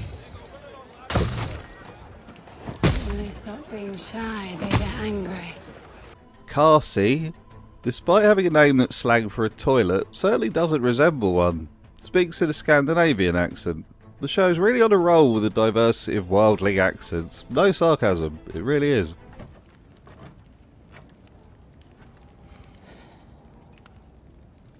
I'll never trust a man in black. But I trust you, Tormund. If you say this is the way... Craster, the miserable old prick who begrudgingly helps the Night's Watch at times, speaks in a roaring Welsh accent for some unknown reason. Nah. They're as strong as they're gonna get. Them that's dying. When you cut their throats and be done with it. I'll leave them if you've not the stomach. And I'll sort them myself. Gilly, Craster's daughter, sounds very northern. How do you know all that? I read about it in a very old book.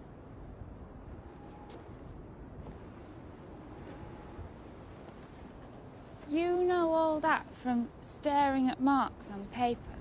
Leaf, the child of the forest, speaks with an eerie southern accent in Season 4, and then the recast version in Season 6 sounds much more RP. He is lost. Come with me or die with him. Brandon Stark needs you. For what? I sit in there and I watch him have his visions and nothing ever happens. He isn't going to stay here forever.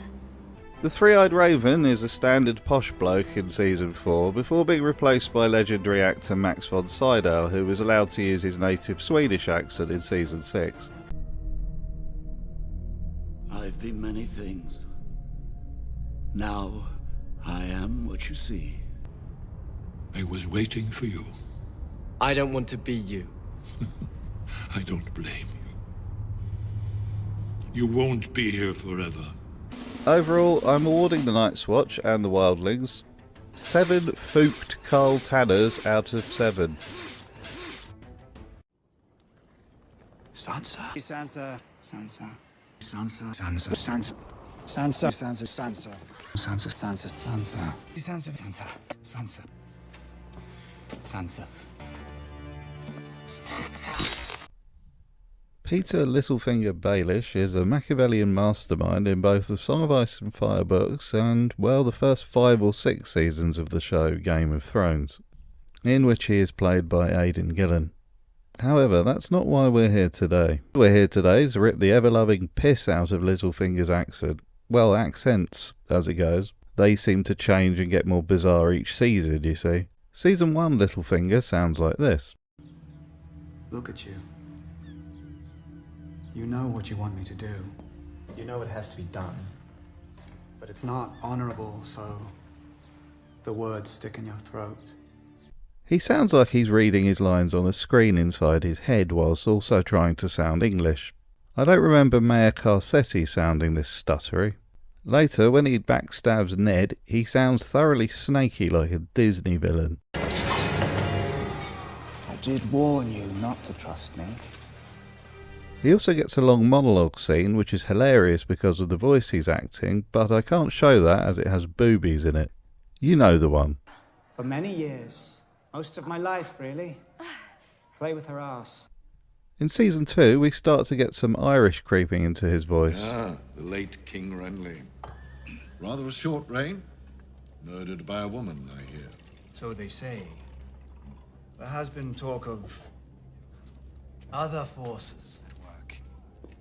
Dark forces. I'm not sure if this was a decision on the actor's part or if even the tone-deaf David and Dan realised he sounded like an utter tool in Season 1. It's like he can't quite decide on what he wants the character to sound like, or he's just taking the piss. Who knows? Season 3, and he's back to sounding English-ish again, with some Irish on his R's, such as the famous "Chaos is a ladder" scene. But what do we have left once we abandon the lie? Chaos. A gaping pit waiting to swallow us all. Chaos isn't a pit. Chaos is a ladder. Season 4, and we're in full-on raging Irish mode. He's clearly not even trying to sound like anything else at this point. Apologies, my lady. And to you as well, Baelish. We treated you a bit harshly. You want justice, Lord Royce. I can hardly complain about that. I want the same. There's also the boat scene with Sansa where he sounds like he's trying to be Batman. Where are you taking me? I'm getting married to your Aunt Lysa. She's waiting for us at the Eyrie. You'll be safe there. Maybe his time spent with the big guy For you. rubbed off on him. Season 5, and we have him embracing the accent of a pirate of the high seas. It felt like the safest place. Not for your clientele, clearly. It was an establishment like no other. A sheer range of appetites catered to, desires that didn't even exist until we invented them. Season 6's Littlefinger seems to have stabilised his accent now, more in keeping with Season 4. Whenever I consider an action, I ask myself, will this action help to make this picture a reality? Pull it out of my mind and into the world. In his last scene in Season 7, Peter seems to cycle through every accent he's ever had in the show, like the T-1000 cycling through all the faces it's used as it melts. It's truly a wonder to behold. Give me a chance to defend myself. I deserve that. I am Lord Protector of the Vale, and I command you to escort me safely back to the Eyrie. I think not. Sansa, I beg you.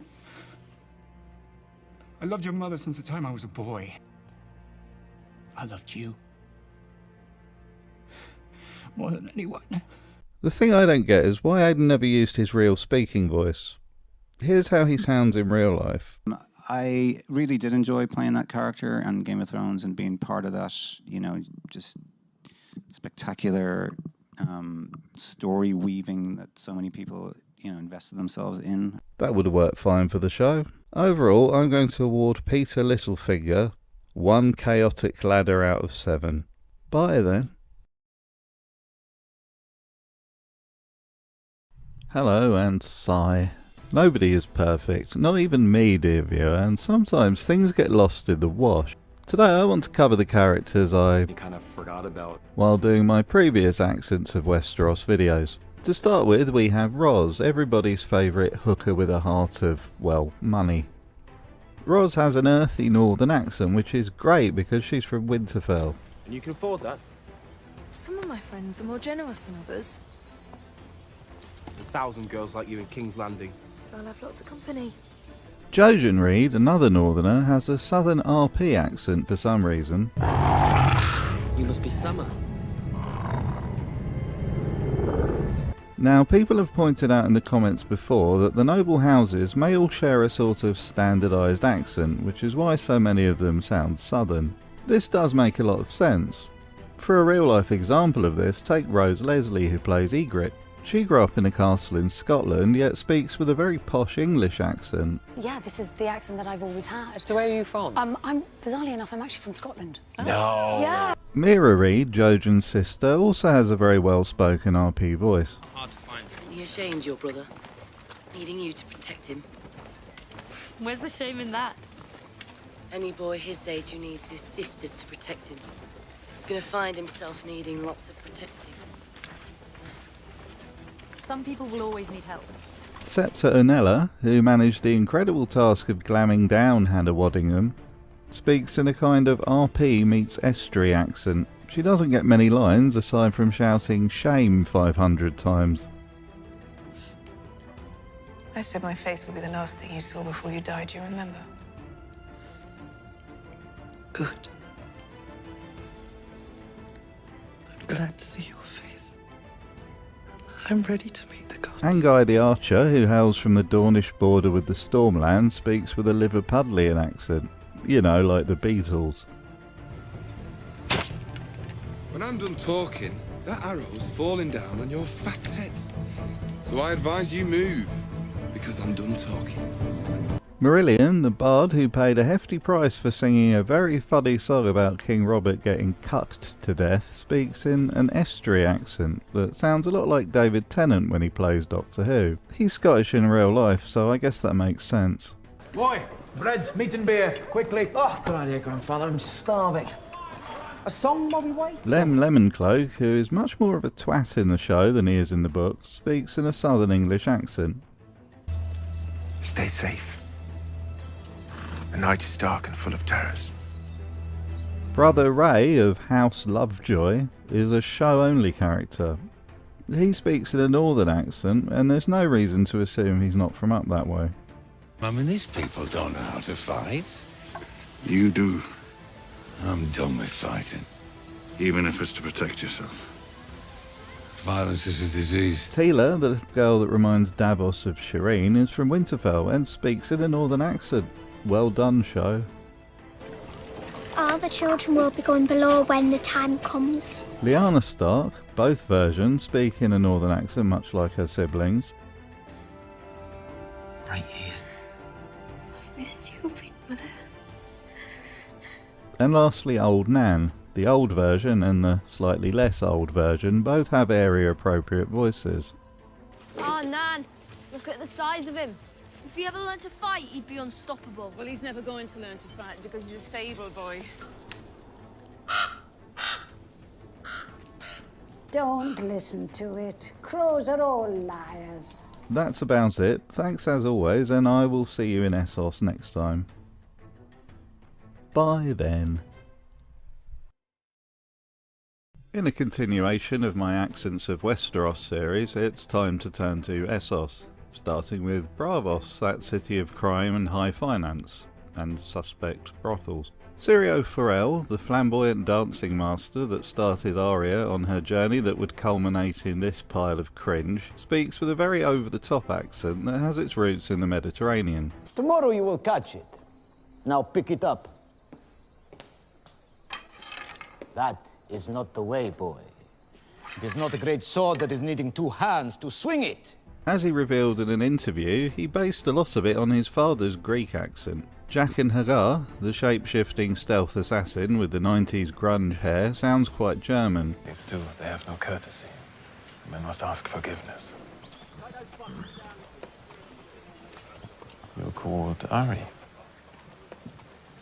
Tycho Nestoris is just Mark Gatiss playing Mark Gatiss, like he's done in pretty much every TV role since The League of Gentlemen. Welcome to the Iron Bank. Please, sit. The waif, that moody girl who gives Arya a hard time, then turns into a T-1000, speaks with a standard TV posh accent. It will all be over soon. On your knees or on your feet. The brothel madam that caters to Meryn Trant's Jimmy Savile-style perversions also speaks with an RP accent. Of course. Of course.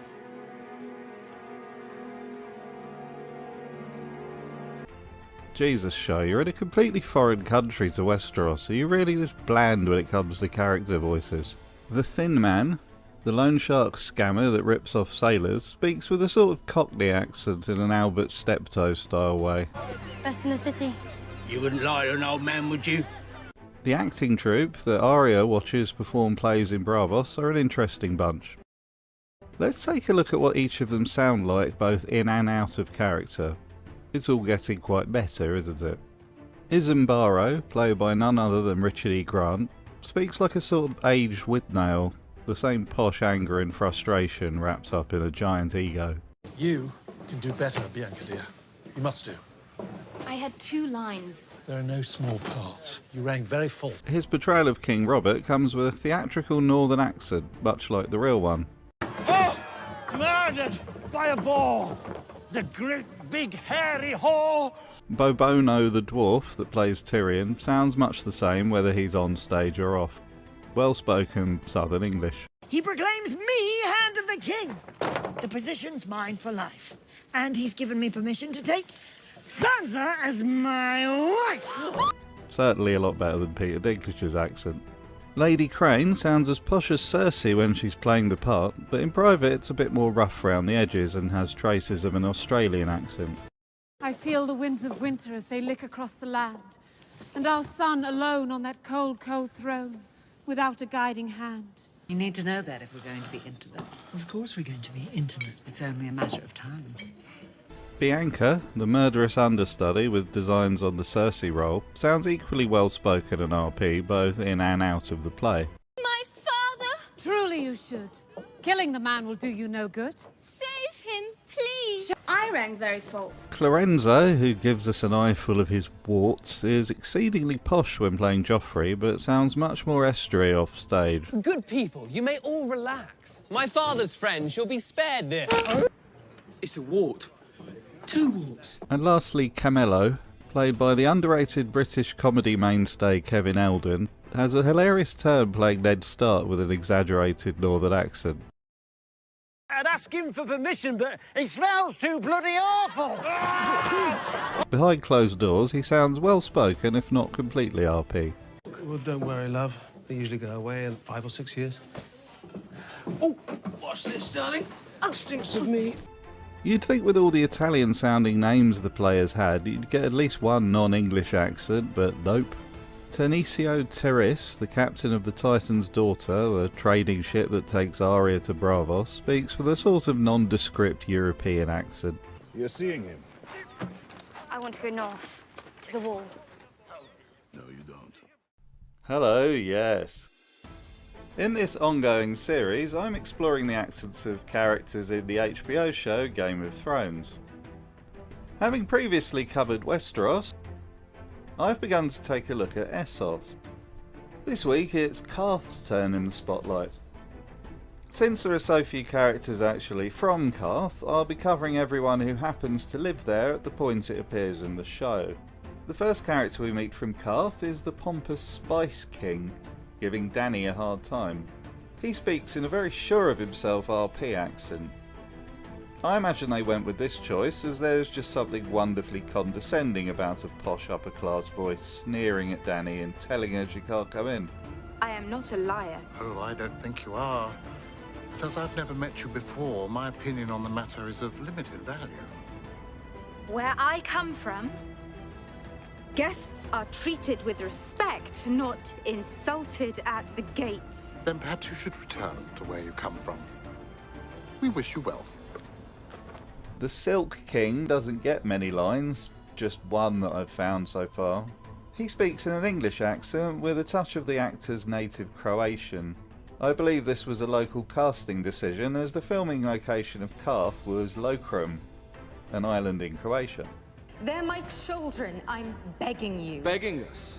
It wasn't very long ago you were threatening us. Without me, the dragons will die. Pyat Pri, the warlock and kidnapper of dragons, is not someone you'd leave your kids with. He speaks in a creepy Edinburgh accent. I'm not sure as to why the showrunners decided to go with this, but it stands out enough to be unusual and adds a spooky quality to the character. On behalf of the warlocks of Karth, I welcome you. A demonstration.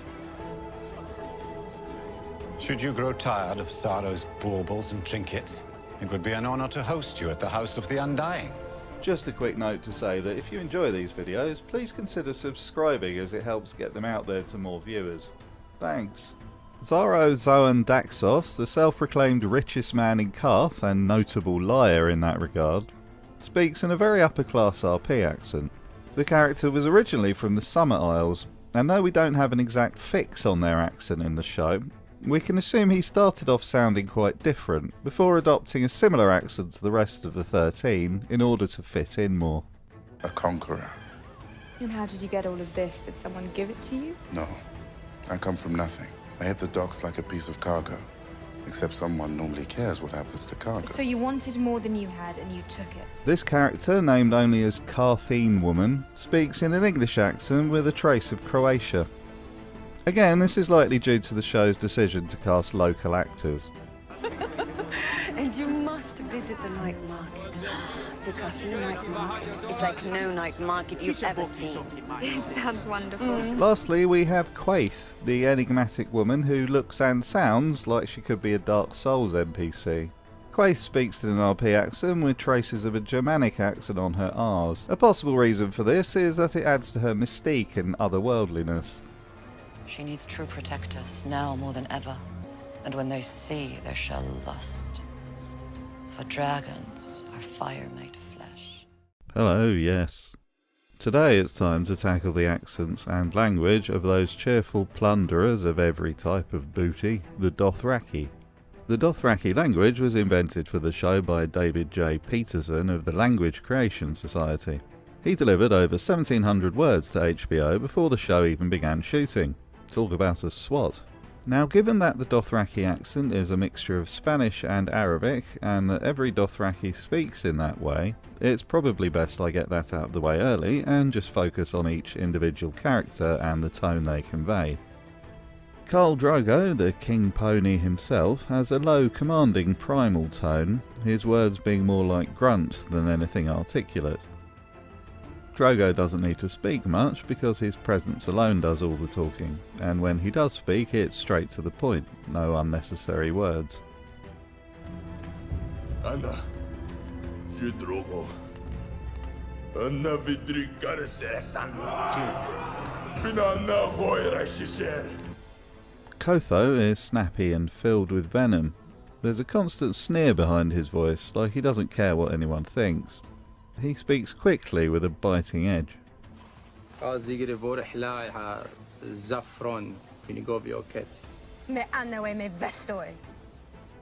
Koholo has a gravelly and deep but quieter voice than Drogo. He sounds a little more controlled but still aggressive when needed.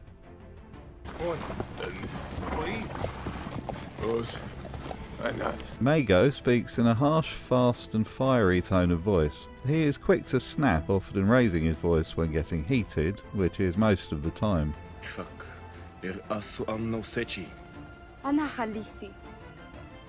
Youthful but firm, Rakaro speaks with energy and enthusiasm, though there's a seriousness to his tone when things get intense.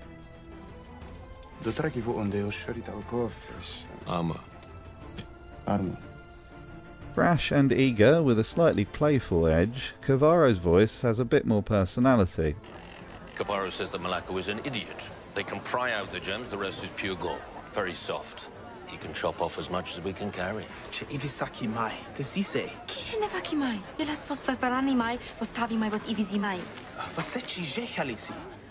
Iri sounds soft and respectful. She speaks with care, her tone always gentle, especially around Daenerys. Moon is no egg. Moon is goddess, wife of sun. It is known. It is known. Doria's voice is seductive, just like she was trained to sound. She has an undertone that suggests she's always in control of the conversation. Doria is very calculating though, as we discover, and she uses her charm and wit to that end. Yes, seeing a dragon would make me very happy. Well, after 15 years in a pleasure house, I imagine just seeing the sky makes you happy. Assertive but not overbearing, Kono's voice has a sharp edge to it, especially when he's in battle mode. But he can also be surprisingly respectful when the situation calls for it.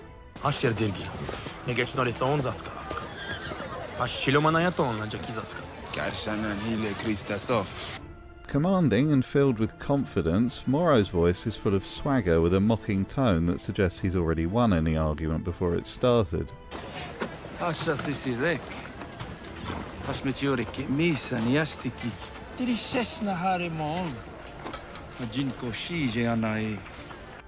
Ralco's voice doesn't need to be loud to be intimidating. There's a sense of menace behind every word. Forzo and Brozo have matching tones of cruelty and playfulness. They speak with a mocking edge, often finishing each other's sentences like one of those annoying couples you get stuck with on holiday.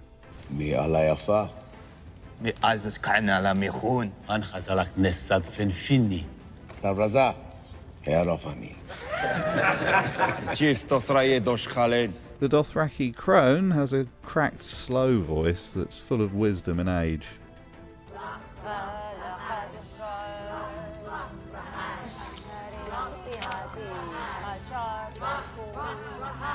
The High Priestess's voice carries a spiritual quality, as if pulling from a higher power.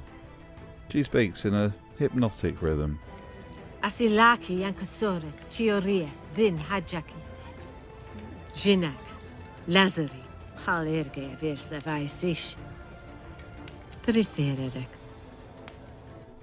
Igo has a raspy, worn-down accent like he spent too long riding and drinking.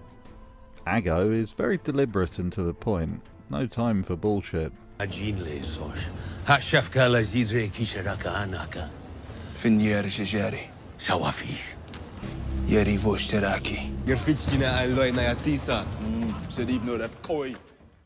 Hello and...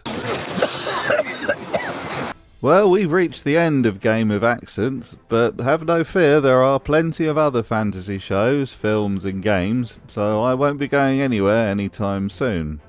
Hopefully. This week it's time to round up the remaining Essos characters and grill their accents like Drogon grilling a fat boy's family.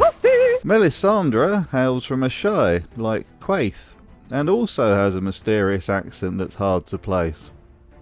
There's a touch of the actress's native Dutch in there, and it was no doubt chosen for its distinctiveness, in comparison to the other characters in the show, standing out particularly in Westeros, where everyone either sounds northern, southern, or New Jersey, and My time whispering in the ears of kings has come to an end.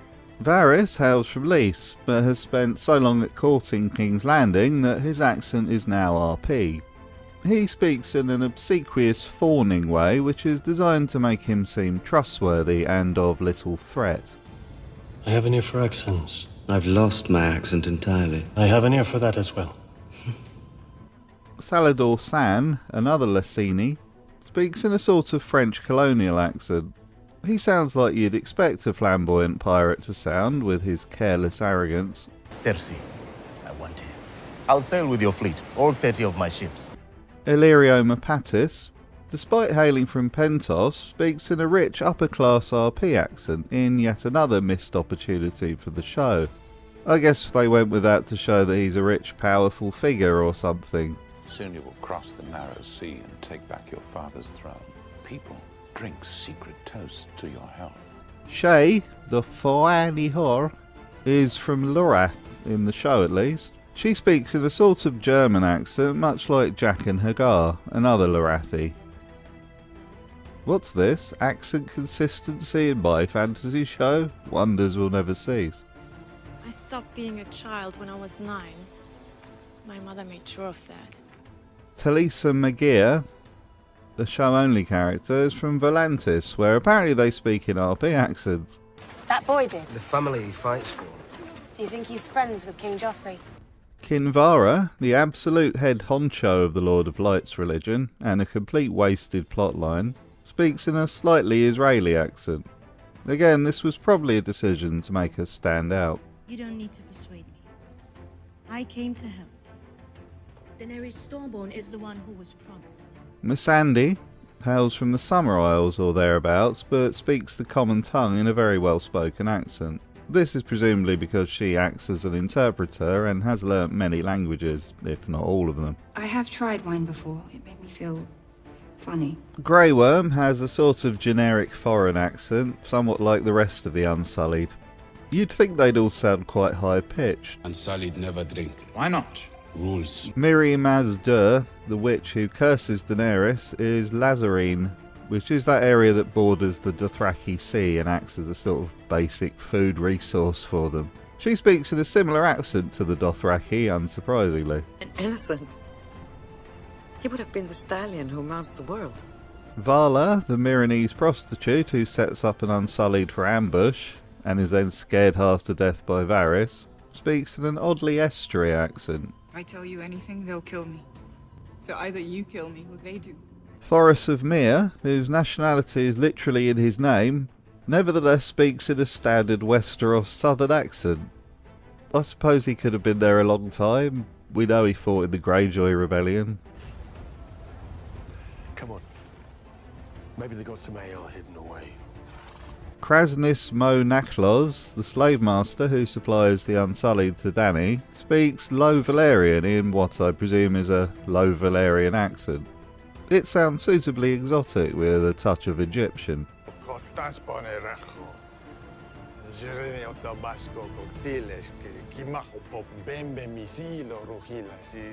Hizdar Zo Lorak, the hapless former slaver turned arranged husband to Daenerys, sounds very RP and proper. Perhaps he only speaks that way when he's speaking Westerosi. I've spent much of my life in this arena, and in my experience, larger men do triumph over smaller men. Ario, who gets one good line in the whole show, speaks in a standard estuary accent despite living in Dorne for years and hailing from Norvoth. When you were whole, it would have been a good fight.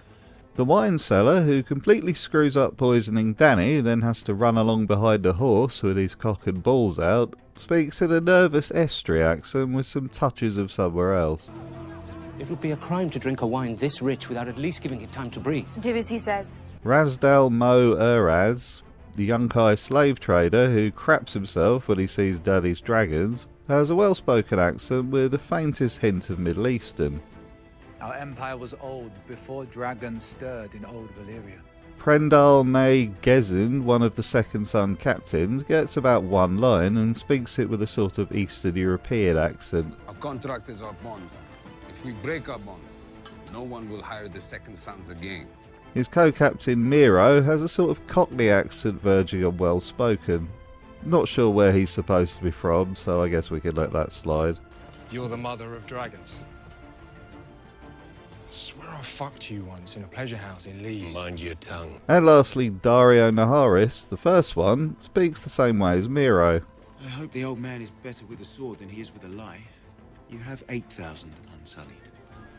After he went off to be in Deadpool, his replacement is a bit more well-spoken, though to me he sounds sort of like Jamie. The pile of angry muscles never had any muscles here. Or here. And that about wraps it up for Game of Thrones. Bye then. Hello, yes. In part 1 of probably a good few episodes, I'll be analysing the accents of the characters featured in the HBO series House of the Dragon. To start with, I want to take a look at the Hightowers. The only one we saw in Game of Thrones was Gerald Hightower, a Knight of the Kingsguard who Ned Stark dispatched at the Tower of Joy. In House of the Dragon we get a whopping 5 of them, so let's dive right in, as the cool kids say. Liness, the wife of head Hightower honcho Hobart, speaks in a sort of period drama gossipy posh voice. She doesn't get much screen time, but the actress manages to convey the character's nature pretty well. My husband says that no king has ever been able to tame the Stepstones for long. It's an inhospitable place suited only for savages. Hobart himself also doesn't get much screen time. Speaks RP with a touch of Welsh here and there, fitting being brothers with Otto, but more on that later. I, Lord Hobart Hightower, Beacon of the South, Defender of the Citadel, and Voice of Old Town, promise to be faithful to King Viserys and his named heir, the Princess Rhaenyra. Gwaine, the brother of Queen Alicent, go green team, sounds snidey and RP at first. Which is why we make for the Bull, a tavern with an excellent reputation on the Rosby Road, not 2 miles away, if memory serves. We march to make the first strike in the name of His Grace. I assure you, my nephew will not begrudge me a night of comfort. But we later get a gentler side to his words when he is comforting Alicent. My son Daron. He's kind. Alicent the Younger has a sort of Kate Middleton thing going on. Sounds suitably posh, I guess. You're always like this when you're worried. Like what? Disagreeable. The older version speaks in a perfectly RP voice that seems permanently on the verge of exasperation. She'll never bend the knee. Nor will Daemon, which you know. Otto Hightower, the Tywin Lannister of this era, has a great theatrical voice like someone playing a king in a Shakespeare play. With his last breath, he impressed upon the Queen his final wish that his son, Aegon, should succeed him as Lord of the Seven Kingdoms. The angrier he gets, the more Welsh he sounds, but it actually works really well. And hand them from the walls of the city for all to see. Plot against the king, and I will pay it back 100 They are fathers and brothers and sons, and their wives and children gather now at our gates to weep and curse your name. Hello. Yes. In this sister series to my Game of Accents videos, I'm taking a look at the accents and dialects of the HBO show House of the Dragon. This week it's the turn of those sibling-shagging dragon ditherers, the Targaryens. And I might as well tell you now that, to no surprise, they are all, at varying degrees, quite RP. King Viserys, who, if he was in Dark Souls, would be in desperate need of a humanity by the end of Season 1, speaks in an RP accent with the faintest trace of Brummie. When I look at the fine knights in these lists, I see a group without equal in our histories. It gets more and more raspy as the season goes on due to bits of him falling off. Your brother husband, and your grandsire. Damon sounds like, well, Matt Smith. This isn't a criticism, he was my favourite Doctor Who and is an amazing actor. Speaks in a theatrical RP accent, much like his real life one. When I took command of the watch, you were stray mongrels. Starving and undisciplined. Now, you're a pack of hounds, sated and honed for the hunt. Rhaenyra the Younger sounds mostly RP, if a little unsure of herself at times. No real trace of the actress's Australian accent though. I only worry for my mother. I hope for my father that he gets a son. As long as I can recall, it's all he's wanted. You want him to have a son? I want to fly with you on Dragonback, see the great wonders across the narrow sea and eat only cake. The older version sounds as posh as the late Queen Liz, and has a commanding quality to it. Great job all round on both performances. To our new riders. The three of you are not of noble birth, but you have done a thing never dreamed of before. Aemon the Younger sounds as if he went to school with Prince William. He couldn't speak more royally if he was awkwardly explaining his holiday destination preferences to Emily Matlis. Vega has a new rider now. She was mine to claim. Then you should have claimed her. Maybe your cousins can find you a pig to ride. It would suit you. The older Aemon still sounds very upper class in a psychotic Prince Philip sort of way, but there's an edge of something northern at times. He dares to summon me with haste. Are the Lannisters so diminished that they cannot march from the Tooth to Harrenhal without an escort? Aegon's younger incarnation sounds somewhat well spoken in RP with a touch of stage school performance. I've won my first bout to Christian. My opponent sues for mercy. You'll have a new opponent then, my Lord of the Straw. Let's see if you can touch me. The grown-up version speaks like he graduated from the evil dickhead university that Joffrey and Ramsay went to. Where is the White Worm? She sold you for a price. And why have you paid it?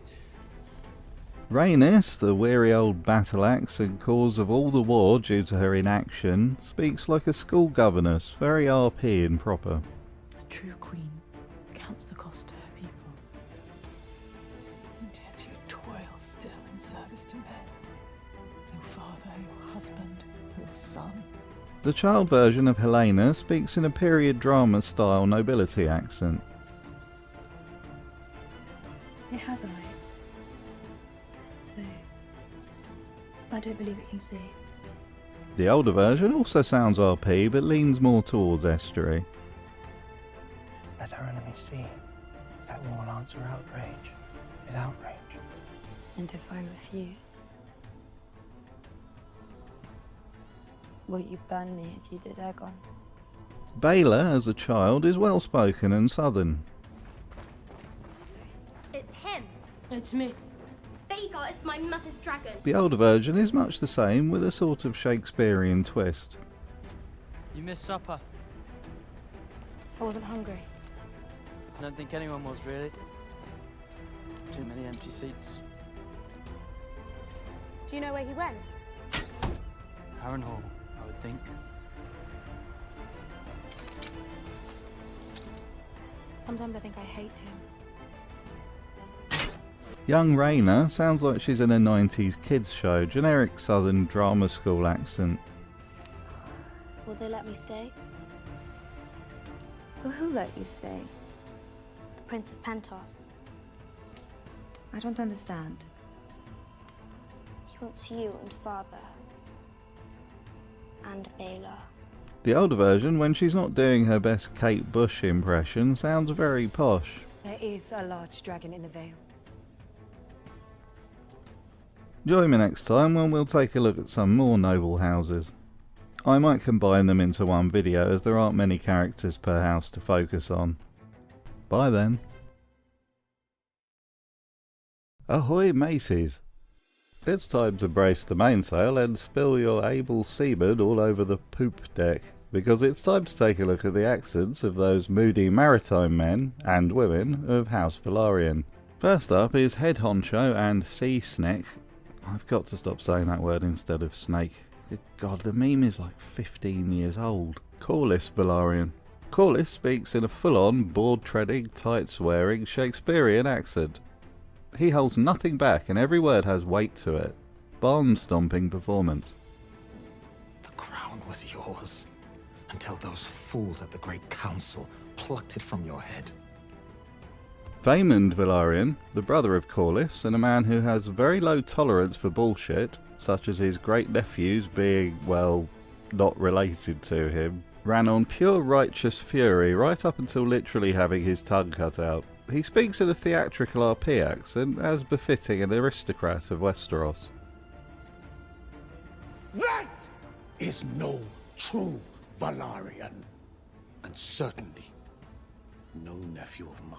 Good your chamber. The actor also took the time to learn High Valyrian for the scenes in which he spoke it. That's dedication. Laenor Velaryon, the well-meaning and romantically thwarted heir to House Velaryon, is played by 3 different actors over the course of the first season. However, only the oldest 2 get any lines. Teenage Laenor speaks in an accent somewhat like Joffrey's in Game of Thrones, but far less evil. And there isn't a trace of his native Liverpudlian accent. It's not for a lack of trying. There are those who like goose very well. I find it a bit greasy for my taste. The older Laenor speaks in a deep RP accent somewhat similar to his father Corlys. War is afoot again in the Stepstones, Rhaenyra. The Triarchy takes new life. This is little surprise given the actor's background in theatre.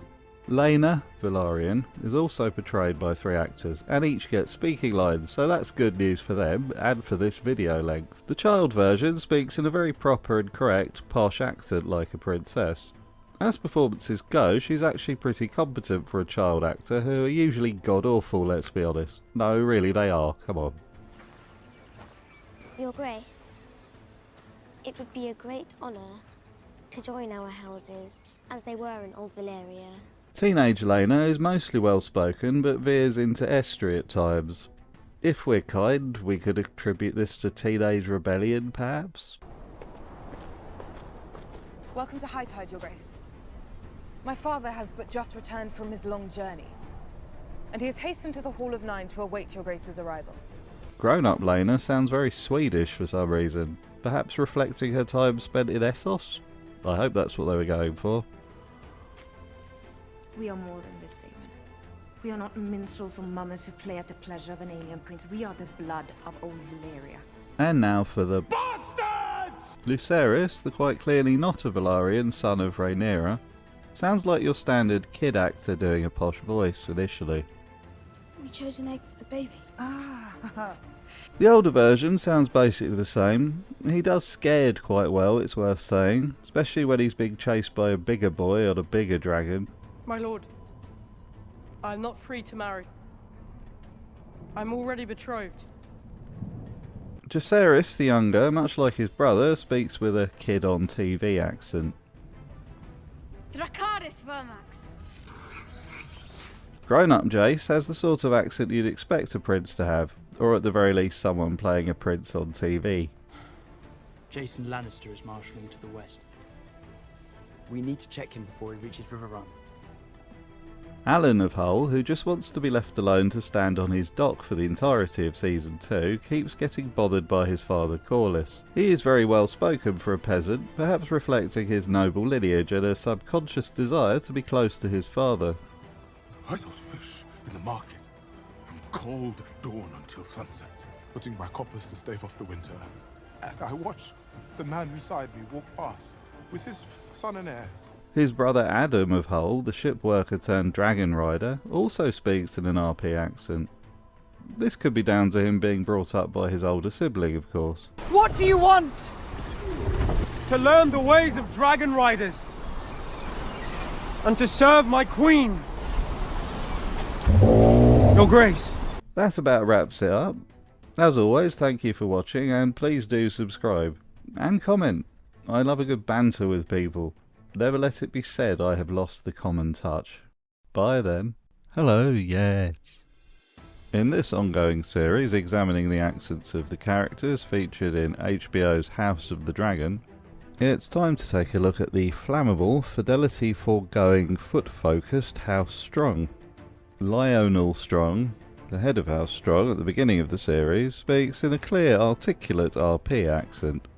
He has a calm yet urgent tone that comes to the fore during the small council meeting held to discuss an heir to Viserys.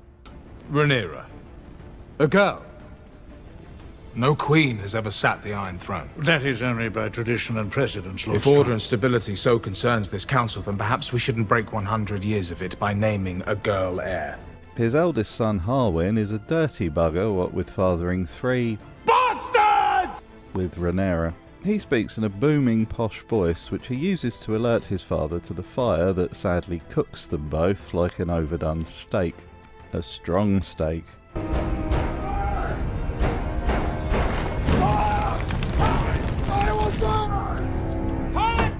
Larys Strong, younger brother of Harwin and his indirect killer, has an understated, well-spoken accent. He has an unassuming air and buries his scheming mind behind a helpful, polite facade.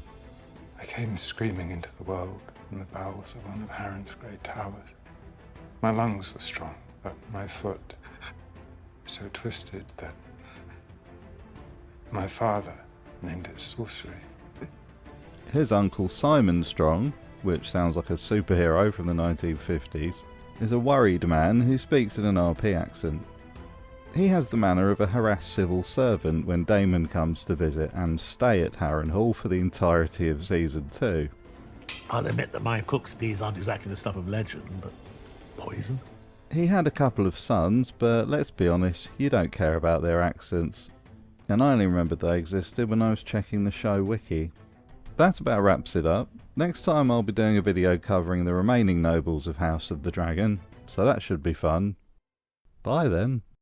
Hello, and this week in Dialects of the Dragon. Look, it was the best I could come up with, alright? It's time to take a look at those mostly brave but often stupid members of the Kingsguard that make up the Kingsguard in House of the Dragon. The twins, Arik and Eric Cargill, speak in broad Manchester accents much like their real-life counterparts.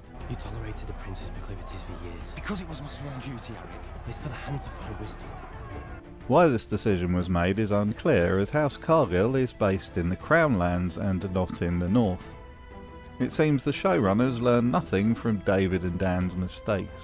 Rickard Thorne, sworn personal protector of Queen Alicent, has a well-spoken southern accent with a hint of Welsh. Your Graces, we must leave. Now. The actor is able to affect a booming, commanding voice which makes him ideal for the role. Stefan Darklin, the Kingsguard who defected to Rhaenyra and later became a tasty dragon snack, speaks in a gruff northern accent, even though, like the twins, he hails from the Crown Lands. There are no more in your family, Your Grace. Then who could do it? The accent suits the character, however, as Stefan is a tough, fearless soldier and went out with full honours in my opinion. Laurent Marbrand, another defector to the Blacks, has a sort of Cockney accent. This fits in perfectly, especially during the scene where Eric and Arik are going at it and he can't tell them apart. With me, Your Grace! Which is Eric? Lord Commander of the Kingsguard under Viserys, Harold Westerling, is a gruff old Scotsman from the Westerlands. Not sure how that works, but he has a great voice full of gravitas, so it's easy to see why the actor wasn't asked to adopt a different accent. Welcome back, Princess. Trust your ride was pleasant. Try not to look too relieved, sir. Every time that golden beast brings you back unspoiled, saves my head from a spike. And lastly, Kristen Cole, the queen-smashing, gay-bashing commander under Aegon and later Hand of the King for some reason, speaks in a very public school accent. This gives the character a snidey edge when he's angry and frustrated. The night was long, Sir. And I had not eaten. If I could You just... defy my authority, Sir Arik. The white cloak is a symbol of our purity, our fidelity. Thanks for watching. Subscribe or I'll do a video solely based on Ilyn Payne's accent next time. You won't like that now, will you? Bye then. Hello, yes. This week it's time to round up the rest of the House of the Dragon nobles. and chuck them all into a pot. An accent pot. Shut up. First we have House Lannister, which consists of a couple of bellends played by Sir Hugh of the Vale. Jason and Thailand both share an upper-class RP accent as befitting a couple of fawning aristocrats. Where is the Queen? I had hoped to pay my respects. Very well. Let us meet this commander then. Rhea Royce, the short-lived first wife of Daemon Targaryen, speaks in a somewhat estuary accent, which is odd for a member of nobility. Perhaps they wanted to make her sound tougher to fit in with her tomboyish nature. What brings you to the Vale? Or have you at last come to consummate our marriage? Jane Arryn, the frosty head of House Arryn in this time period, has that same weird creepy vibe that her descendant Lysa had. She speaks RP, but with a hint of the actress's native Danish accent. This will be your chamber. I'll expect you at supper this evening. Bormund Baratheon is a fairly even-tempered man, but not afraid to raise his voice. He has a standard RP accent. She that steal, you twat! His son and heir Boros is loud and intimidating, much like the later Robert, and shares his father's accent. Thank God they didn't give him a northern one. So you come with empty hands. Speaking of which, Kragan Stark, the head of the North, speaks in a very northern accent. This was pretty much a no-brainer for the showrunners. Starks do not forget their oaths, my prince. Oscar Tully, the very young head of the Riverlands, and something of a pawn of Daemon's, speaks in a fairly confident RP accent given his age. And to prove himself deserving of our banners, he must now rectify his grievous error. Gerald Bracken, who really should have known when to keep his mouth shut shortly before getting kebabbed, spoke in a smarmy upper-class accent to really make you hate the character, I assume. It works. The Blackwoods truly turned the tide on that one. Aaron Bracken is a bit of a drip. He has a weedy, semi-upper-class voice. It's Brackenland. Willem Blackwood, the younger version, has a sort of posh kid on TV accent. My princess. Ours is a bond that has long endured. Since Lucas Blackwood, the grandsire of my grandsire, aided the dragon in his war of conquest. The grown-up version, shortly before getting executed, speaks in a theatrical nobility voice. You are so good. I've been faithful. Davos Blackwood has a sort of estuary, tough guy, posturing voice. Fits the temperament of the character well. Oh, did they move themselves then? Just rolled their way over so Bracken cows can fill their bellies up. Lord and Lady Frey, as you'd expect, have posh, somewhat conniving voices. Very well chosen to illustrate the family's inherent untrustworthiness. Means death to bear steel against your liege, as I'm sure my prince is aware. Our hesitance does not lie in Rhaenyra as queen, nor in the ruminations of Lord Tully. Thank you for watching. Please do subscribe if you'd like to see more of this sort of thing. Until next time, ta-ta. Hello, yes. In the final part of this series, discussing the accents of House of the Dragon, we'll be taking a look at the non-nobles of Westeros in this era. You know, the commoners, the ones that actually do all the work while a bunch of inbred simpletons have affairs and burn things. Blood, the muscle of the Blood and Cheese tag team, speaks in a deep estuary accent. Makes sense for a simple gold cloak who isn't fussy about who he takes orders from. For the rats.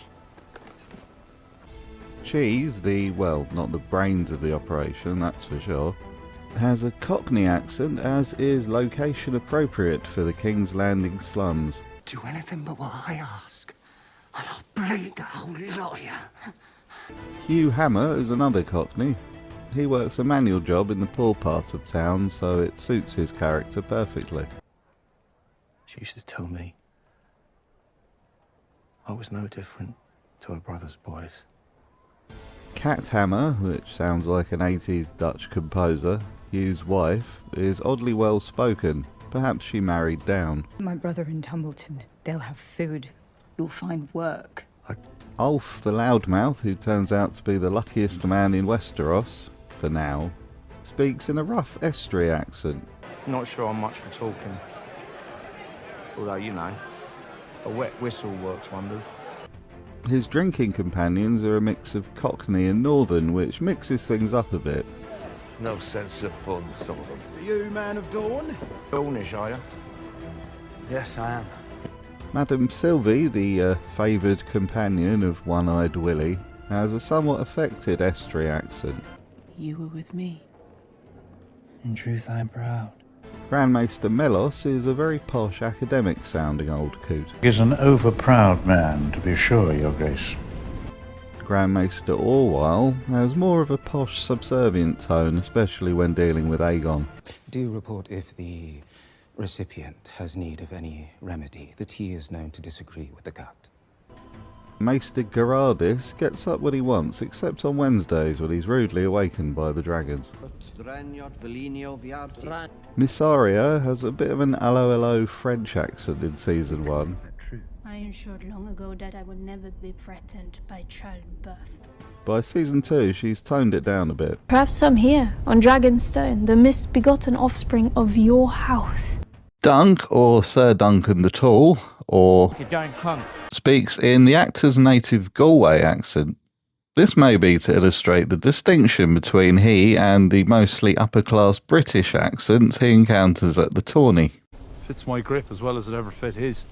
And there is a tourney at Ashford Meadow. Sir Arlen has a sort of Rowley Birkin, drunk, rambling RP accent most of the time, as you'd expect from a mostly drunk old hedge knight well past his prime. And that's why they call it the penny tree. A true knight always finishes a story. Egg, or Prince Aegon, is that rare thing, a child actor who can act and isn't annoying. Speaks in an upper-class RP accent befitting a little prince. My father told me you should never talk to a horse. He said they're dumber than dogs and only understand the crop. His brother Darren is mostly drunk and has a sort of otherworldly quality to his posh accent, as he is a bit spooky and gets visions. I dreamed of you. My dreams are not like yours.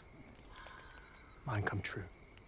Their evil brother Aerion has an arrogant upper-class English accent, which maintains the franchise tradition for Targaryen princes while letting the actor layer on arrogance and instability. Darren has been wronged as well.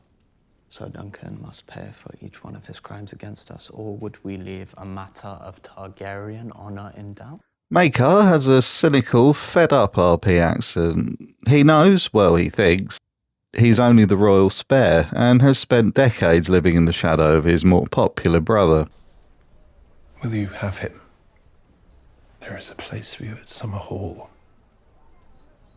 You'll swear your sword to me, and Aegon can squire for you. Prince Baelor has an elegant, measured RP accent, which reinforces his wisdom and honour, and his living on a higher plane aura. My brother Maekar returned to the castle a few hours ago. He found his son Daeron drunk in an inn, a day's ride to the south. His son Prince Valar is as RP as the rest of the family, to no real surprise. Plenty of sons have died in their father's armor. How many fathers have died in their sons? Plummer, the steward who gives Dunk a hard time when he arrives, has a Weasley northern voice. Not really sure why, as he's from the Reach. This is Ashford Town, lad. Know what comes to men here who pretend at sacred oaths? Lionel Baratheon is as raucous and good-humoured as his descendant Bobby B, with a slightly camp quality to his RP accent. Within every man there are many men. Stefan Fossaway, who is immediately mean to Dunk before later betraying him, for some reason speaks in a northern accent, even though, like Plummer, he too is from the Reach. Sir Stefan Fossaway. Come try me. Raymond Fossaway, his cousin, also has a northern accent, though he sounds a bit more glum and downtrodden. Stefan took my tent. Said I betrayed the family by abandoning him. Can you believe that? Rowan, the camp masseuse, the, you know... She was a hooker! And later Lady Fossaway is another resident of the Reach, and, well, you won't believe this, she also speaks in a northern accent. Pleased to meet you, Sir Duncan. Oh. Tansy Tootle, the puppeteer and recipient of some classic royal rage, has a standard nondescript English accent. You know, like the other Dornish people that have been in the various shows. All men are fools. All men are knights. Steely Pate has a northern accent. Everyone has a fucking northern or RP accent because it's all Americans know about us, apparently. Long and plain. I make helms that look like helms, not winged pigs and fancy foreign fruit. Rafe, the street urchin, who was a friend to the younger Dunk, shares his Irish accent, so I guess that makes 2 in the entirety of King's Landing. We'll be sailing off into all kinds of adventures. Don't you want that? And lastly, there's this dying knight who speaks in a rasping, soon-to-be-no-more accent. If you've enjoyed this, why not click subscribe and help me eventually hit 3,000 subscribers? I know, I dream big. Bye then.